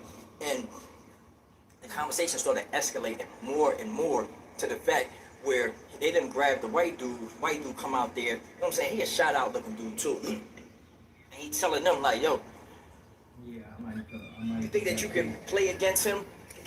Please. Like, do you think that you can play against him? And dang, that threw me off, man. Somebody messing up my video. All right. He was like, yeah, I can stick him. Like, he's not too big or whatever. So he was like, dang, he's saying you a little nigga. Like, he's souping the situation up. And they get these dudes to start arguing. So white boy from Macon State, that just came from Macon State, was arguing with let me get a suit. And now they setting up, everybody started crowding around, and they setting these dudes up, talking about it's going to be Friday fight night, and people start putting up bets on who's going to beat who. And all that. I was like, oh man, yeah, they tripping. Now, a little time goes past, it's time to go to Jumawall. We go to Jumawall. And this is around the time that all of the young Muslims there is trying to get the imam to step down. So, like, we in Jumawall, and it's kind of like, you can feel like a little tension in the air in Jumawall. You know what I'm saying? And I'm trying to stay focused. I'm sitting there listening to the brother, and I can tell that the other brothers ain't really stunned. They talking to each other, and they doing all this. I'm like, yo, yeah, this day get a little crazy. Like, there ain't no peace right here. You know what I'm saying? And Jumawall, what is going on? After we come out of Jumawall, we're walking down. Now, I was not ready for this.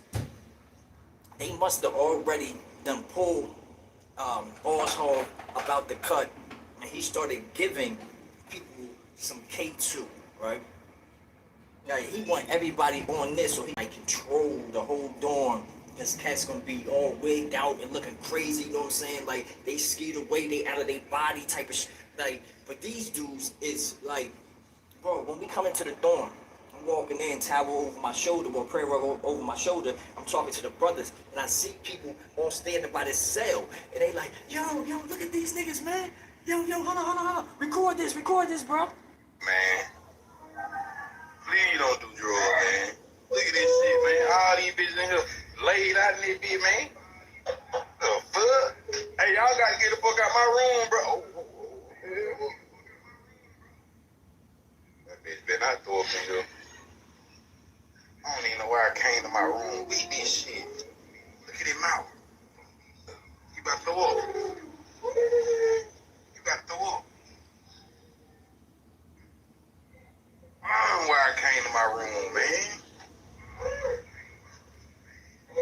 Shit about to kill his ass.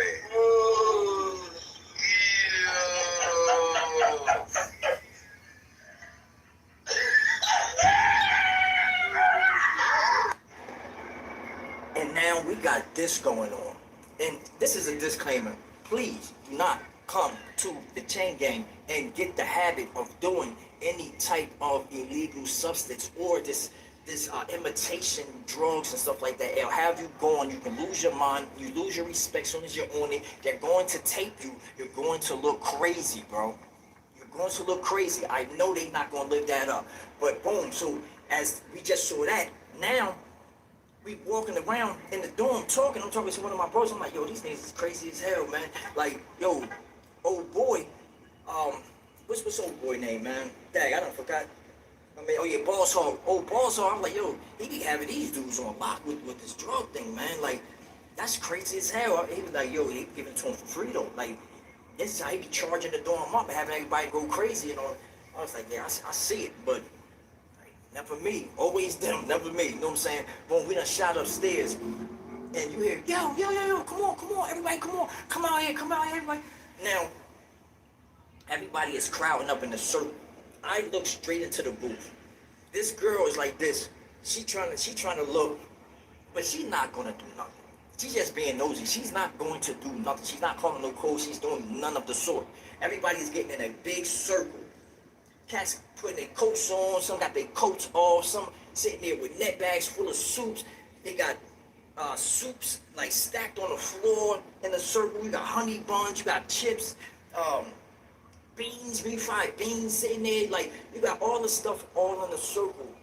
And then they coming out of two rooms, one with the white dude with his shirt off, pants all up, you know what I'm saying, tied with his crazy little steak belt all tight around his waist. You got my man, let me get a suit, shirt off, coming out of another cell, and the Bloods and the GDs that got these two dudes to go ahead and fight in front of everybody, man. And they sit up there, Sergeant, let me get a shoot, shoulders and all that, excuse me, shoulders and like, yeah, get him, bro. Look, soon as you step in, go ahead and life up, hit him one good time, let him see stars, and then go in on him. He was like, yeah, I got him. Ain't no white boy gonna pick me up nothing. He was like, yeah. That's how Boss Hall coming. Slice got this white dude amping him up, telling this man to do karate.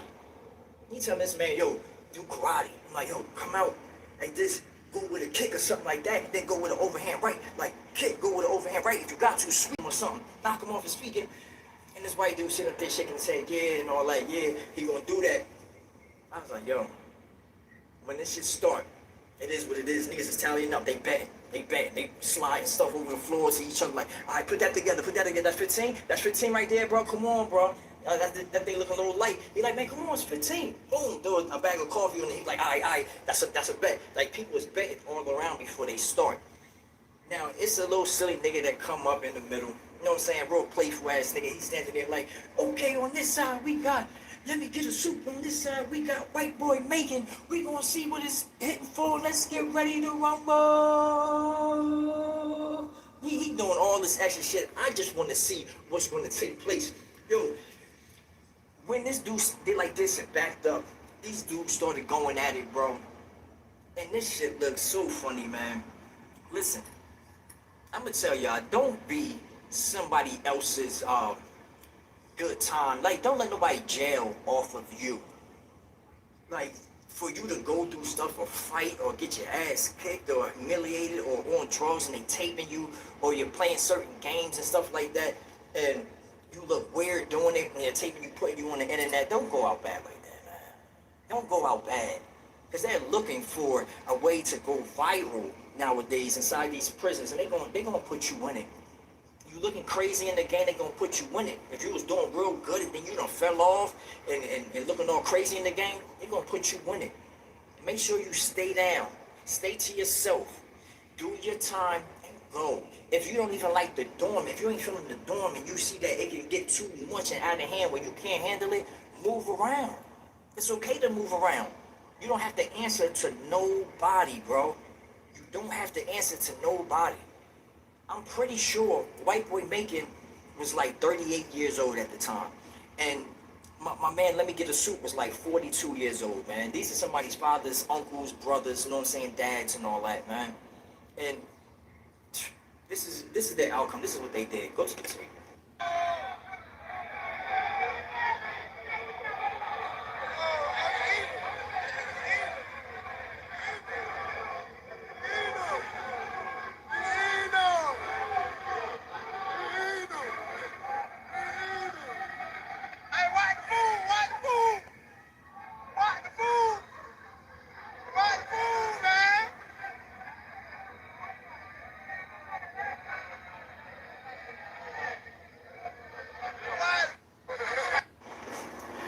Boy, stay out the chain gang.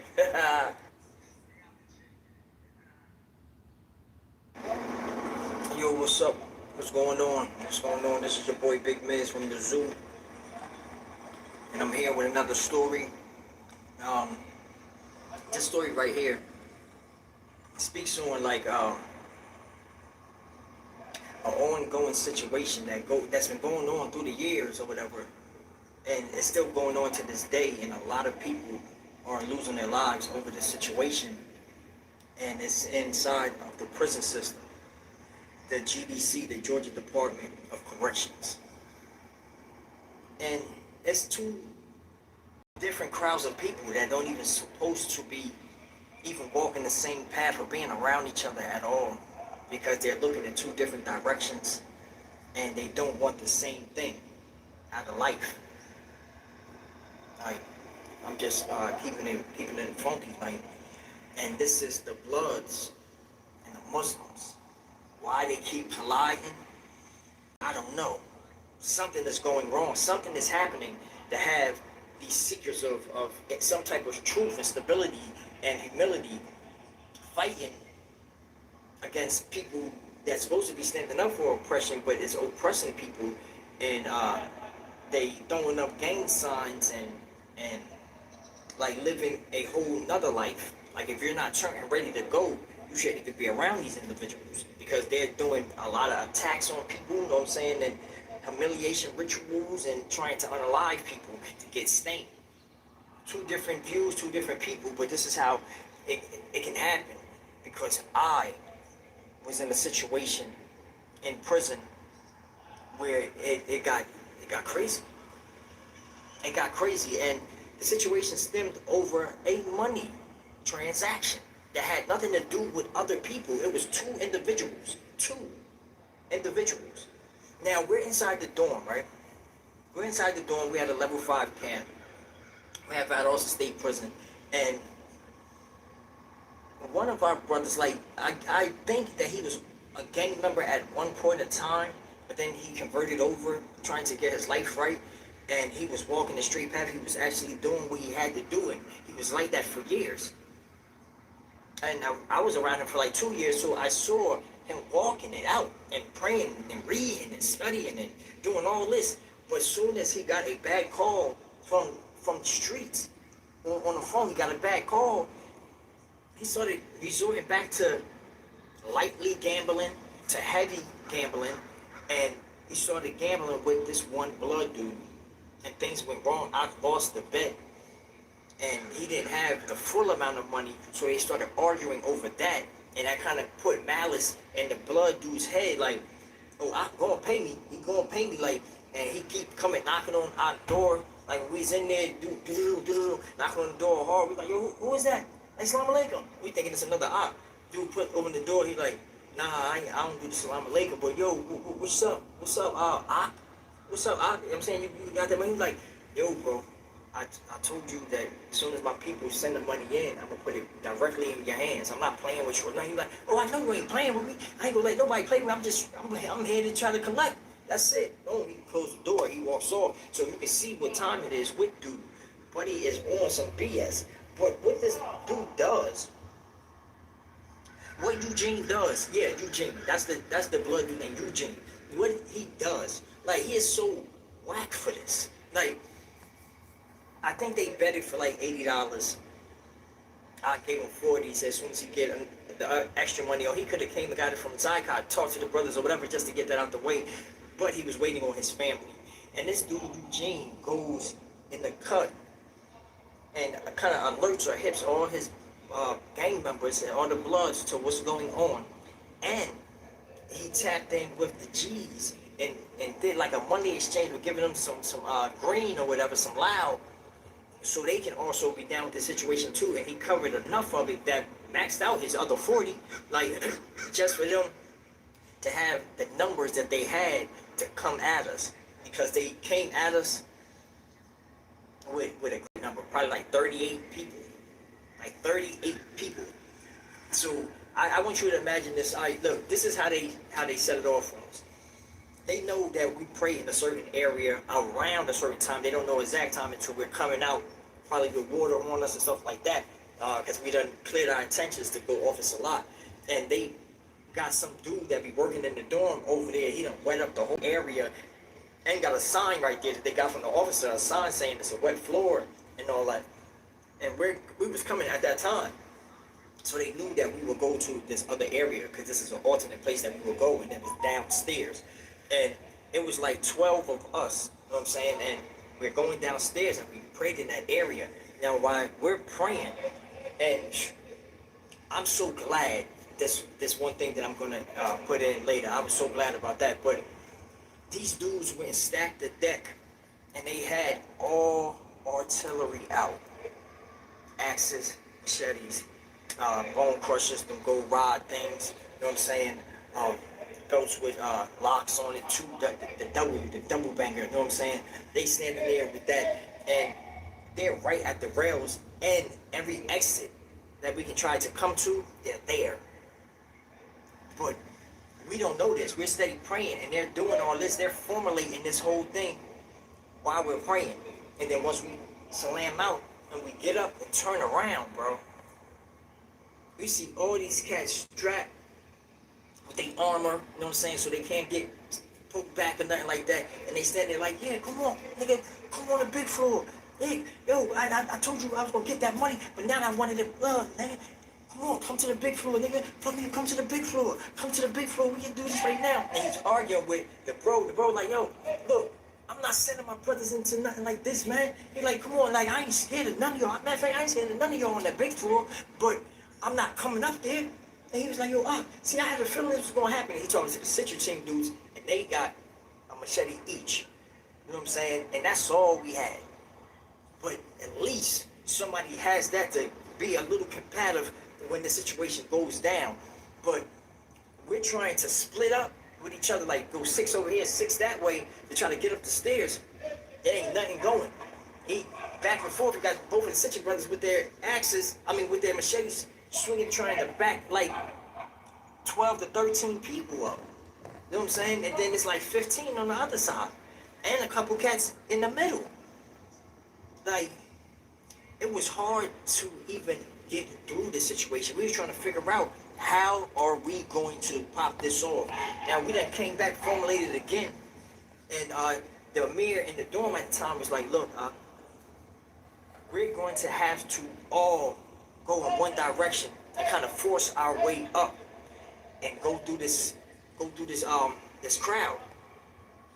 And we tried. We tried. We walked over to that area. We went by them steps and we were standing there like, yo, come on, just let us go and get right then. And we're going to dance and let us go get right. They're like, nigga, just come up on the big floor. Come on. And they keep swinging their machetes and their bone crushers. We're like this. Like, we can't do nothing. We can't do nothing. It took one of the brothers to really, like, he's standing there, like, going back and forth, like, man, come on, man, ain't gonna let us get right, man. What type of shit? He's going, like, see, this is what I'm talking about. We the Muslims, man. We the Muslims, man. They're like, look, that's that. Well, he started running up the stairs. He's getting poked at everything while he's going through. He's swinging, but now they are spreading out. Yeah, they trying to hit him real good, but they spreading out so they won't hit each other. And that got it open for us to go through. And I'm not gonna lie, I try to squirm and get out of that situation so I won't get stabbed up at all. I'm trying to get to my cell, and everybody got to their cell and went and closed their door. They green lighted their door. We was defeated. We was defeated. And this was all over $40, bro.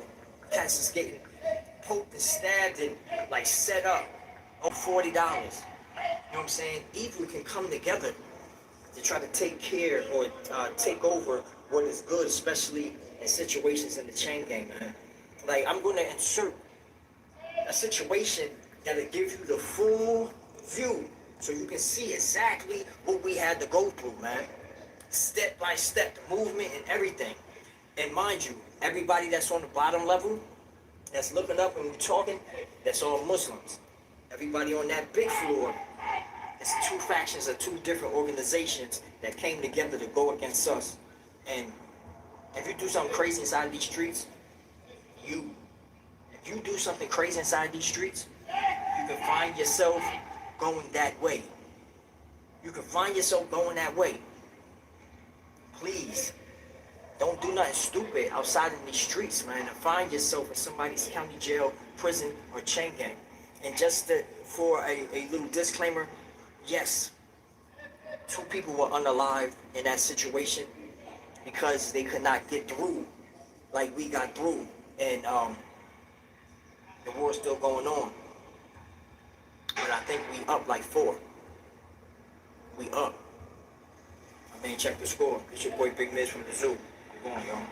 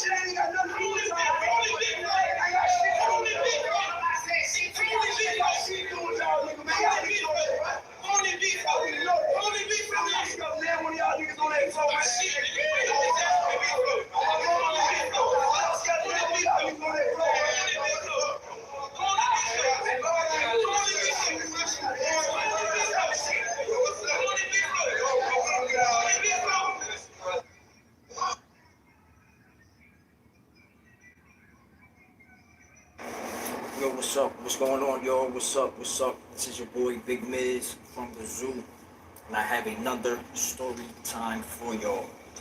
And I just want to give a full warning to the people that's out there in the streets right now, and you're young or you're old, and you know it deep in your heart and in your mind.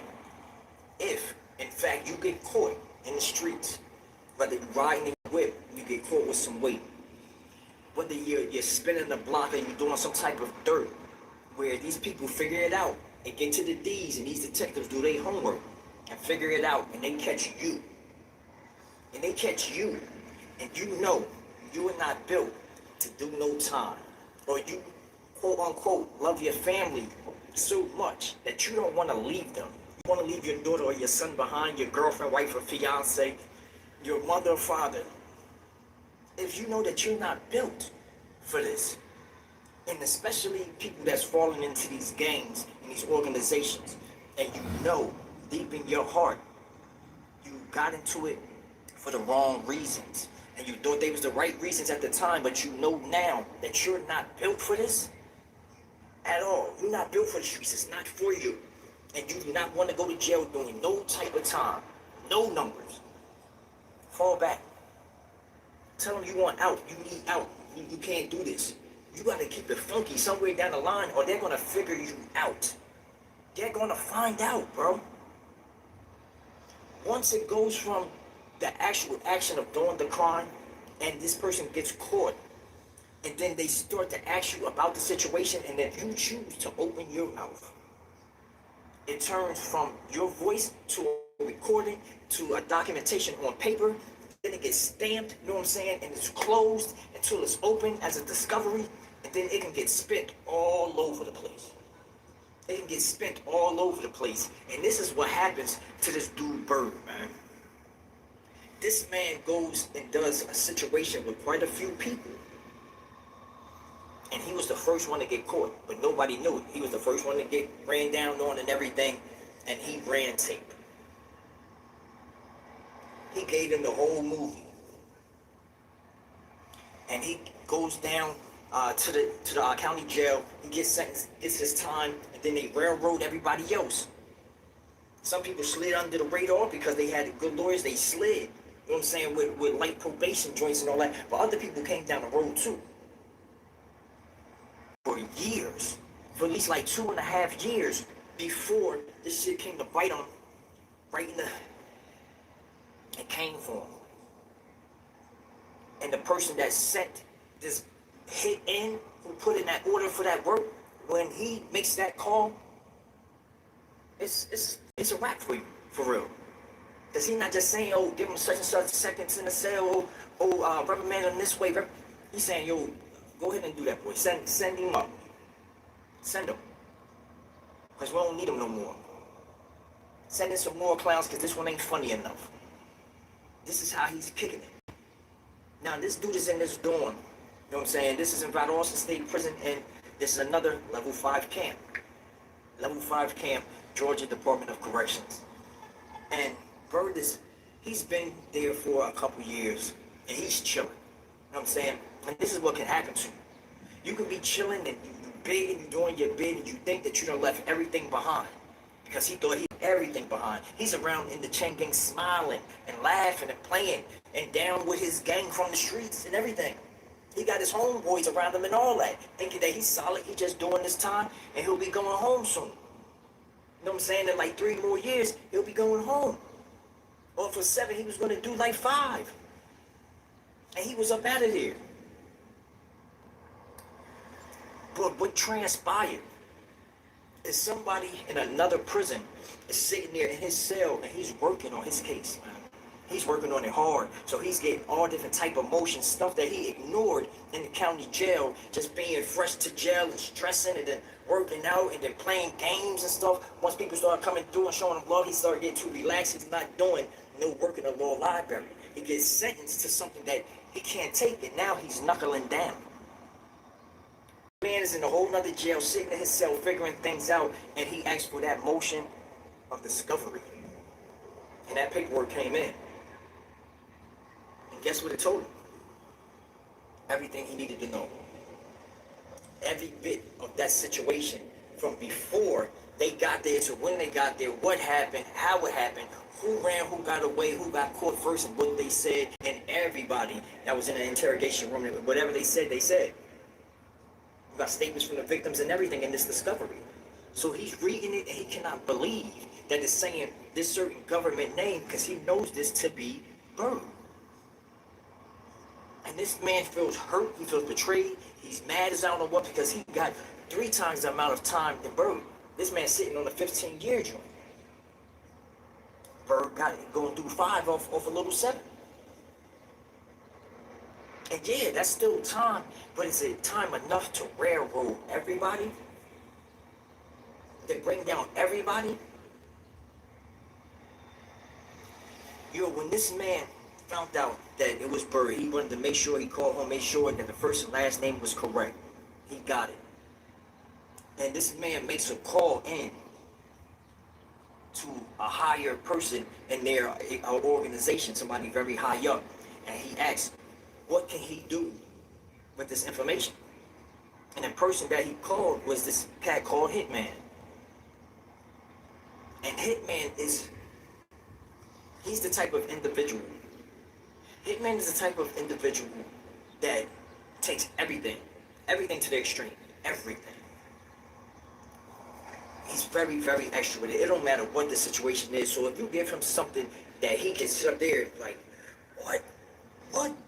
Yo, he yelling in the phone, he doing all this shit, he damn near about to break the phone and everything. This dude be going crazy about little situations. So if you slide something across his table that he can actually devour, you send a nice plate across there, he gonna eat. And that's what he did.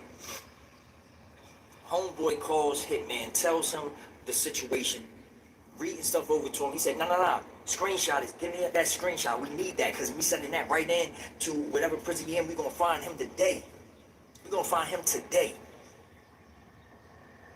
Old boy was like, all right, I got you. Boom. He sent a screenshot over to him. Hitman is stretching the screen. He looking at it, see the name, all that. He's doing his homework. He finds out exactly where Bird is at. And Bird is sitting here chilling. He ain't about off the state, chilling. His gang is deep as I don't know what in the prison. And they tap in with somebody else that's over them inside Valdosta.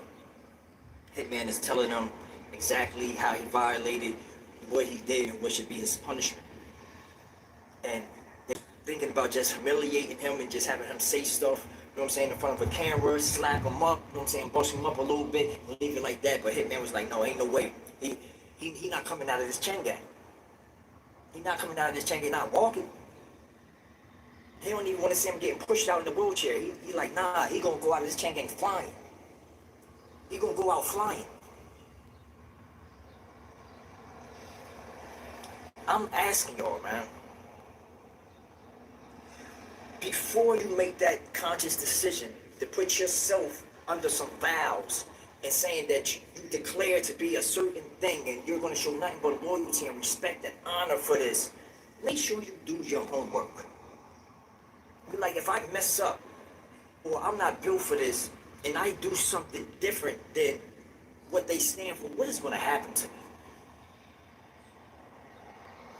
I tell y'all, when they put it together, this is how they picked him apart, yo. Once they found out that they was going to violate him, he was running a store. He was making money running a store and everything. They took turns. Everybody from his gang and his homeboys from the streets, they took turns coming, borrowing things from him. Let me borrow $12. Let me borrow 20. Yo, let me get a couple sticks of cigarettes. Let me get some Al Green from you. Yo, let me hold your phone real quick. I gotta make an important phone call. I gotta go in the room and make an important phone call. I need to do this. You know what I'm saying? It's important, bro. It's important, bro. For real, bro. He allowed them to use a cell phone. Any weapon that he had around at the time, they done sent him somewhere and they grabbing those. And they couldn't find the rest of the real sharp ones because he was making the tools for his gang as well. So they knew they got to disarm him for everything, bro. And once they got the good amounts of food out of his cell, the cigarettes, the green, you know what I'm saying, all his work, they took everything. They wiped his nose with everything. And then they called him into a cell. They grabbed this man up. Got his pants down to his ankles, so he's not doing a whole bunch of moving. And the first person that hit him put him on the ground. And I don't know if it's an actual game that you could just keep on stomping on something, but they was stomping on his head, man. almost like a trampede. They were just too many feet. Boom, boom, boom, boom. They stomping on his head, stomping on his head. His head is hitting the where I mean the blocker boxes or whatever right there. They're sitting up. So if he's down on the ground and they kicking him, he's hitting his head and everything. They kicking him, they kneeing him, they slapping the living out of this man. I'm talking about every open hand slap you can hear it. They slapping down and punching him, knocking him out, holding one of his arms in the air, waking him back up.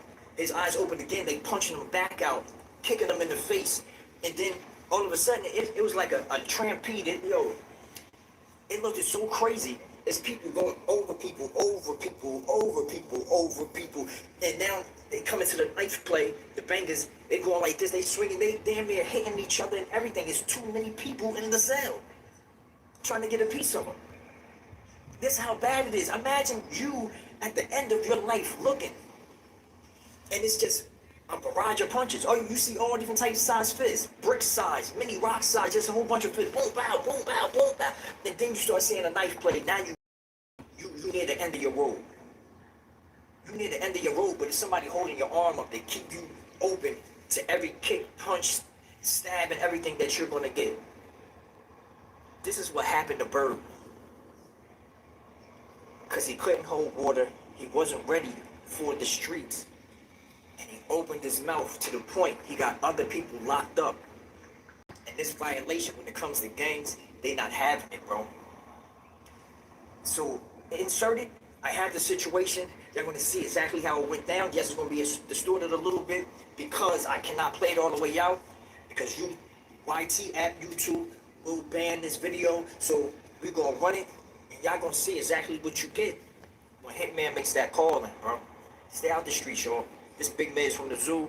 Please do nothing stupid inside the streets and find yourself in somebody's county jail, prison, or chain gang. That's a fact. Y'all be good. Go to tape.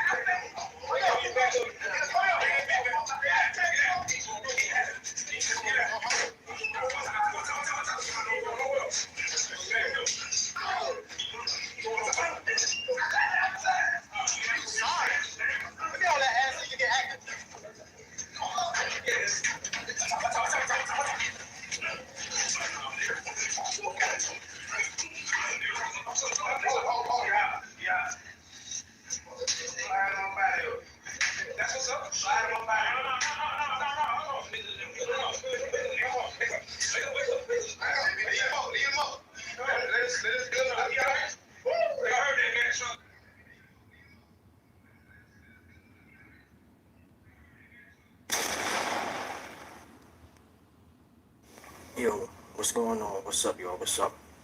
This is your boy, Big Miz from the zoo. And I'm back with another story for y'all.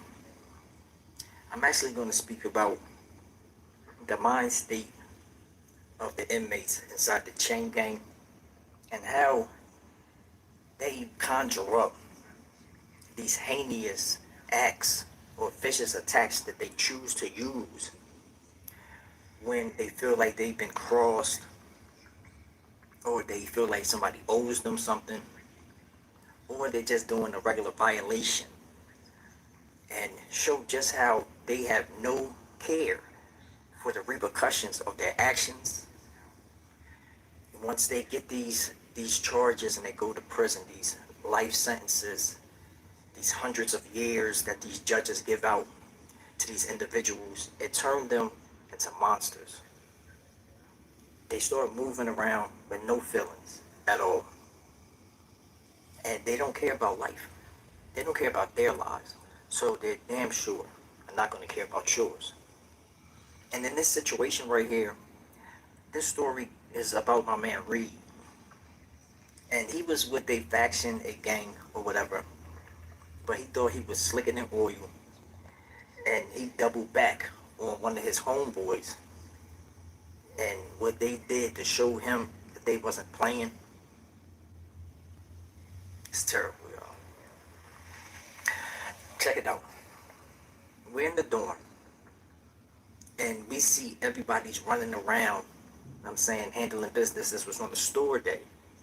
And a lot of people like move around on store days. They're going in and out of different people's cells and everything. But it was this one group that everyone keeps going in and out of their doors, in and out of their doors. It was like 4 doors upstairs. And these dudes was running chain gang gang. And chain gang gang inside the chain gang, the Georgia GDC, the Georgia Department of Corrections. This is a thing that they do on phones, talking to people, trying to find people that have low self-esteems, like women that have low self-esteems, or they just got so much going on that they need somebody. And they go looking for this person and they get them to like them. They get you to fall in love with them. And our whole mission while we're on that phone is to suck you dry. They get you to love us, and we're gonna suck you dry. We're gonna come up with all different type of games and acts and situations. After we find out that you have some type of love for us, we're gonna run you through so many obstacles, flip you upside down, to like pleat your bank account. I mean, it's a terrible thing. I've did it before. I'm not ashamed to say it, but I'm ashamed to have done it. But I stopped it real quick. I had too much feeling for other people and too much respect for myself to keep on going with it, especially when I saw the heights that you can take it to when they start switching from women to men and the things that they do just to get that bag. It's terrible. Now, in these cells, Reed is in one of these cells, and everybody is going in and out of his room. Like his gang, they were blood. They were blood. And they had a situation going on. There was one dude that was controlling everything, getting this thing popping. Like, this was a real money-getting individual. Like, he's in the hundreds of thousands on his inmate account. Like, he's good, and he's calling shots and everything. But he will always go and confiscate all his phones before the end of the night and get somebody to put it up for him so he can be safe and know that nobody's on the phone back during those situations or trying to be greedy for their cells to get by or get over on him. And I'm going to call him Bank. Now, him and Reed started getting real cool. I saw them always sitting back in their cells, sending the young boys to go get their hot water, go grab stuff from the child harvest chicken. They go bring them chickens back and stuff like that. They always eating together, laughing and joking together, playing casino and tunk at the table together. And I also saw them stand up for each other in situations where there's time that they had to fight or pull out those bangers. Now, I think it was probably like a month and a half. They had it rolling. They was making a lot of money. You can see when somebody cash out, they busting out the doors like, yeah. Yo, bank, come here. Because they done caught some dough. They done lied to somebody, saying something happened with the person or whatever like that. And this girl is transferring money, and once it hit, they know that they got that money. They go in the bank, they telling them about it, and he's going to take the majority of that money, chump them off with the rest, and continue on. And he was doing this with like 12 other people. I mean, but while the time was going by, and these two, Reed and Bank, was getting cool, he started to allow him to use his phone overnight. And I think that's where Bank went wrong, but he trusted dude, and he started allowing him to use the phone through the night. And this was one of his main phones, and Bank's wifey would be calling on that phone. And he knew to ignore the phone call. When it comes through, Bank would say, yo, just ignore the phone call, or text back and say, yo, that you're on the phone, you're handling some business, and you'll get the phone back to Bank in a minute, you know what I'm saying? And that's what it was. That situation was set like that, like, yo, you don't got to answer for her or nothing. But this dude, Reed, he wanted to be a slime ball. He chose to be a slime ball. And he was talking to this man, Bank's girl, for a minute. To the point where he's telling her all the other people that this dude Bank is talking to, and she's clocking that tea. And she's further getting away from him to the point where Bank started to notice. And Reed, he started back doing all type of situations. He went putting this girl on his list. That's the part where he messed up. When he chose to get her to start coming to see him. Like, he got so out there thinking that he won't get caught. He puts the girl on the list, gets her approved, right? And somebody informed Bank on what he did. Like, they were in visitation with this man and said, yo, Bank. He came to him after visitation and said, yo, Bank, don't your girl got like some like crazy like hairdo where it's like shaved on one side and then she got the hair going down on the other side and it's like yellow, green, red and all that, but it's shaved and she got like hazel eyes. He was like, yeah, wow, I got pictures in there like that. I'm saying, why you asking me? He was like, yo, bro, that nigga, I just saw your boy in visitation with her. And Bank is like, what? You saw him in visitation with him? And he was like, yeah, bro. He was in visitation with her. And he started to think about when he handed the phone over to bro. And at that time, he was noticing that his girl was like retracting from him, shortening the phone calls. And when he calls, she like, what? And she's dry on the phone. And she's taking a long time to transfer money over to him and stuff like that to pay his phone bill and things of that nature. So he puts it together. And when this dude comes back from visitation, Bank asked him like, yo, come here real quick. And he was kind of hesitant. He was kind of standoffish for a second, wondering like if he found out or not. But he thought he was slicker than a can of oil. So he was like, yo, let me go up here and see what this nigga want. And Bank had it set up already.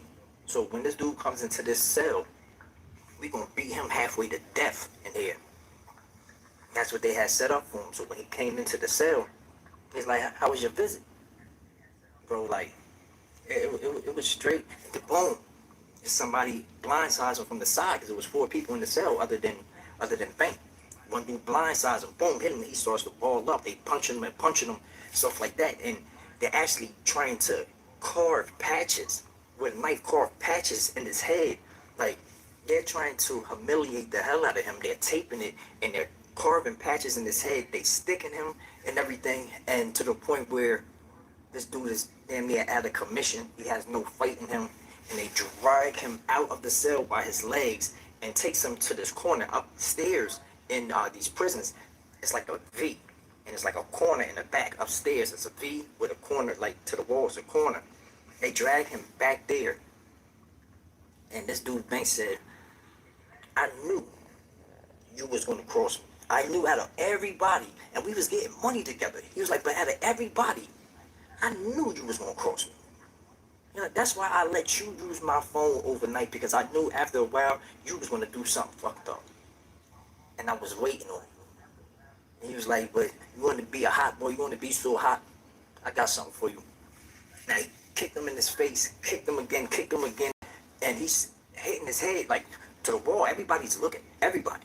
Downstairs, upstairs, people come on, they looking to see what's going on. There's no officer in the booth, nothing. And he's kicking this dude to the point where his face is all full of that sauce, that spaghetti sauce, that red sauce, you know what I'm saying? Just dripping.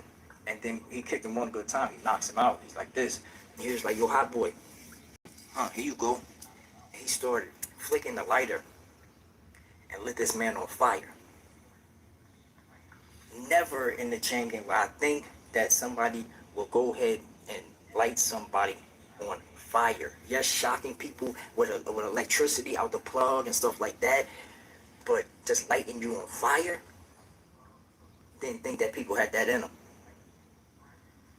Bank had it in him. He set that man on fire. And there was other people getting a light tissue and just dropping it on him. And he's sitting there knocked out with the fire blazing. And he wakes up, but he's aflame. He's aflame. And he just sitting there, man. And this thing burnt all the way up his chest, and then it started to go out. Like once it got right here, the flames started to go out, burning that state clothes that he had on. And once he laid there, I think he laid there maybe for like an hour and a half. And then some brothers started to help him to get him to the Sally port so they can get him out of the dorm. And the messed up part about it He was so scared, he didn't even tell on Bank. And he didn't tell on the rest of them blood dudes. Well, he got third-degree burns from his waist all the way up to the top of his chest at the bottom of his neck. All third-degree burns. And he told the people he couldn't take it no more, so he did it to himself. Don't go to jail. Don't go to prison. If you play games in the street, or you like to play with people, or you know that women is your weak point, don't go to prison. They're going to find out about you. You're going to get peeped. Like they're going to find out what time it is with you. You play games, and the benefits of those games, man, can be your life at any time. Remember, these cats got life sentences and they don't care. They're not going home. So if you go home or not, that's the least of their concern, bro. I'm asking you all to please pay attention to these stories, these situations that I tell y'all about, because this can easily be your reality at any given time. It's your boy Big Miz from the Zoo. I am now on the platform TikTok where I'm doing my videos there. So please go over to that platform, follow up, and get back with the family. It's your boy Big Miz from the Zoo. Please do not do nothing stupid in the streets and find yourself in somebody's county jail, prison, or chain gang. I'm gone.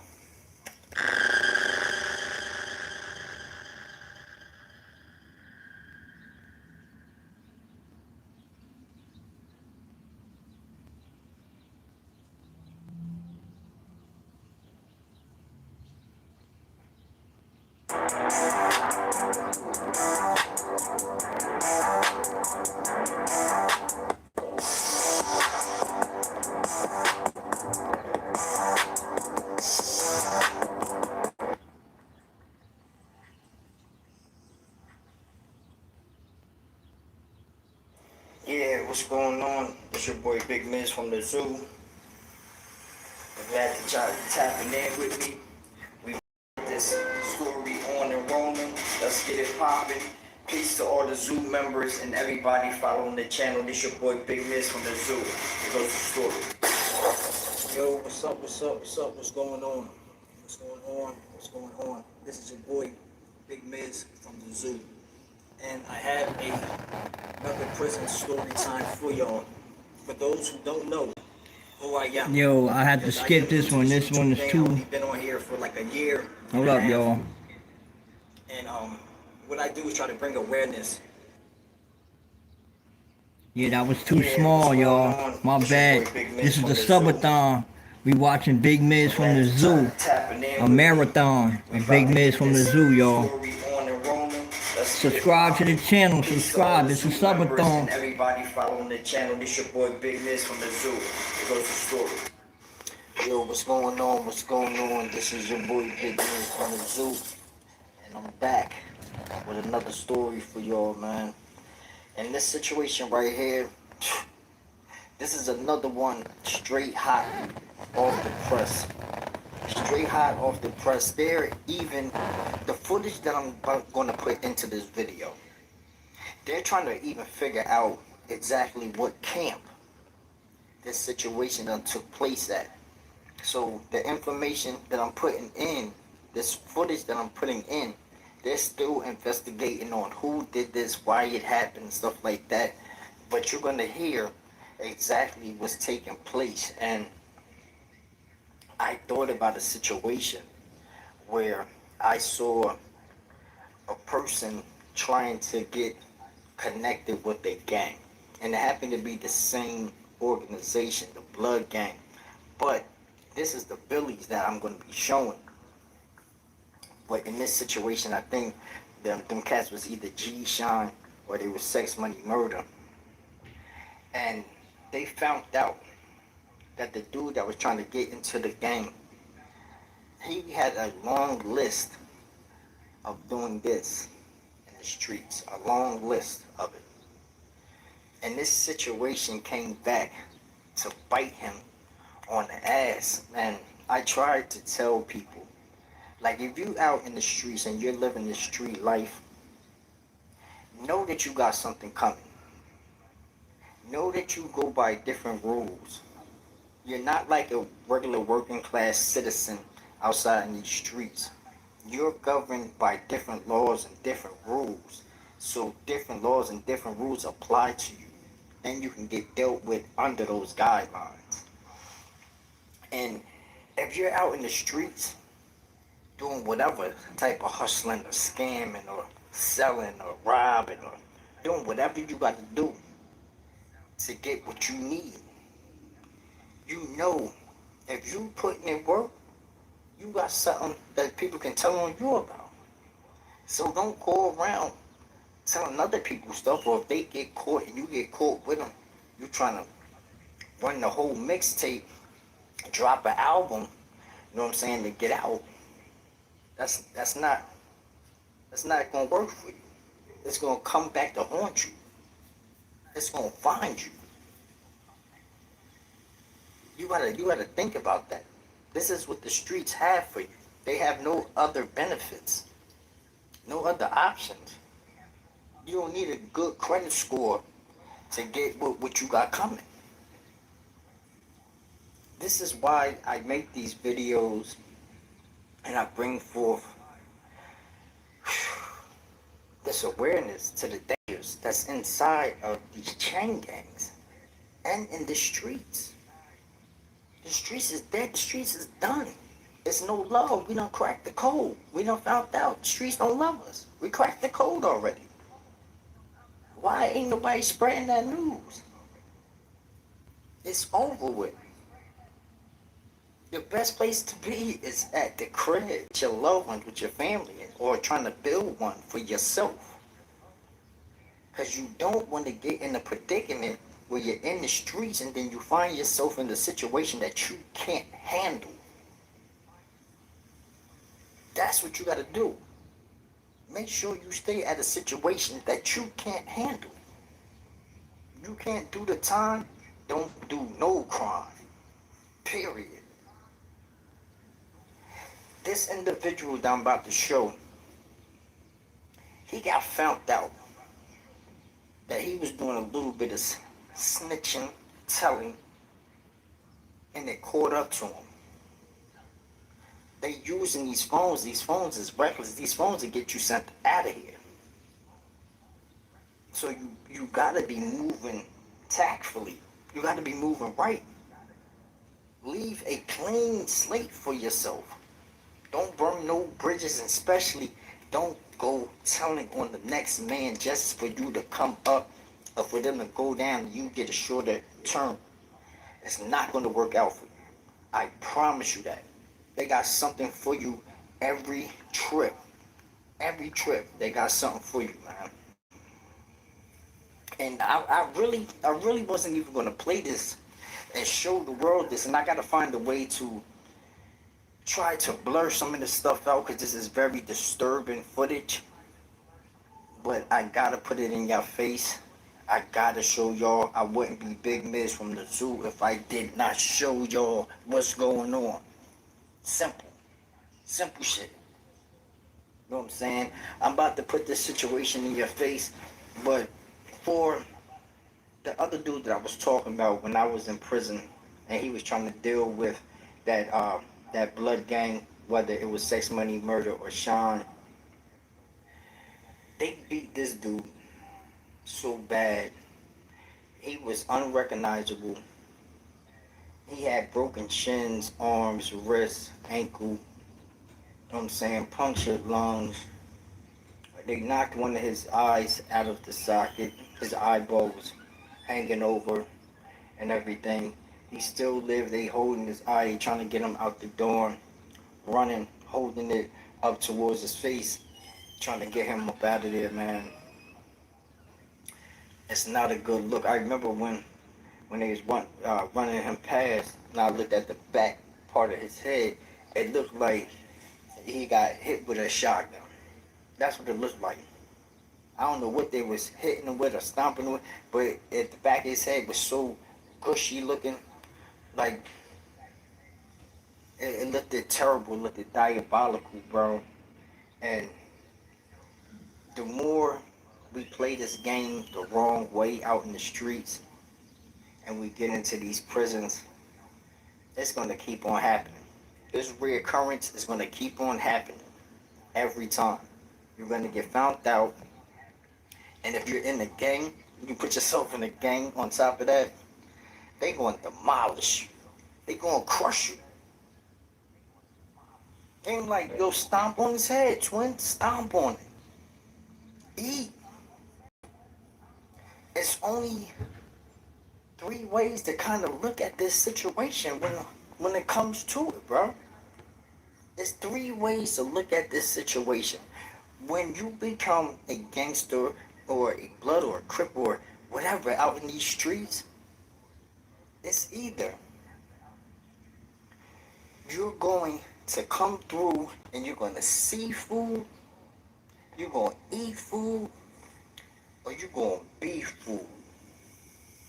That's it. Go to the tape.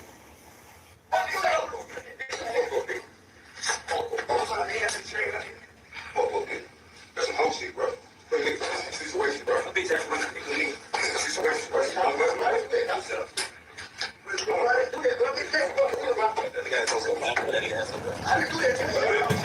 Say you love everything. I do love everything.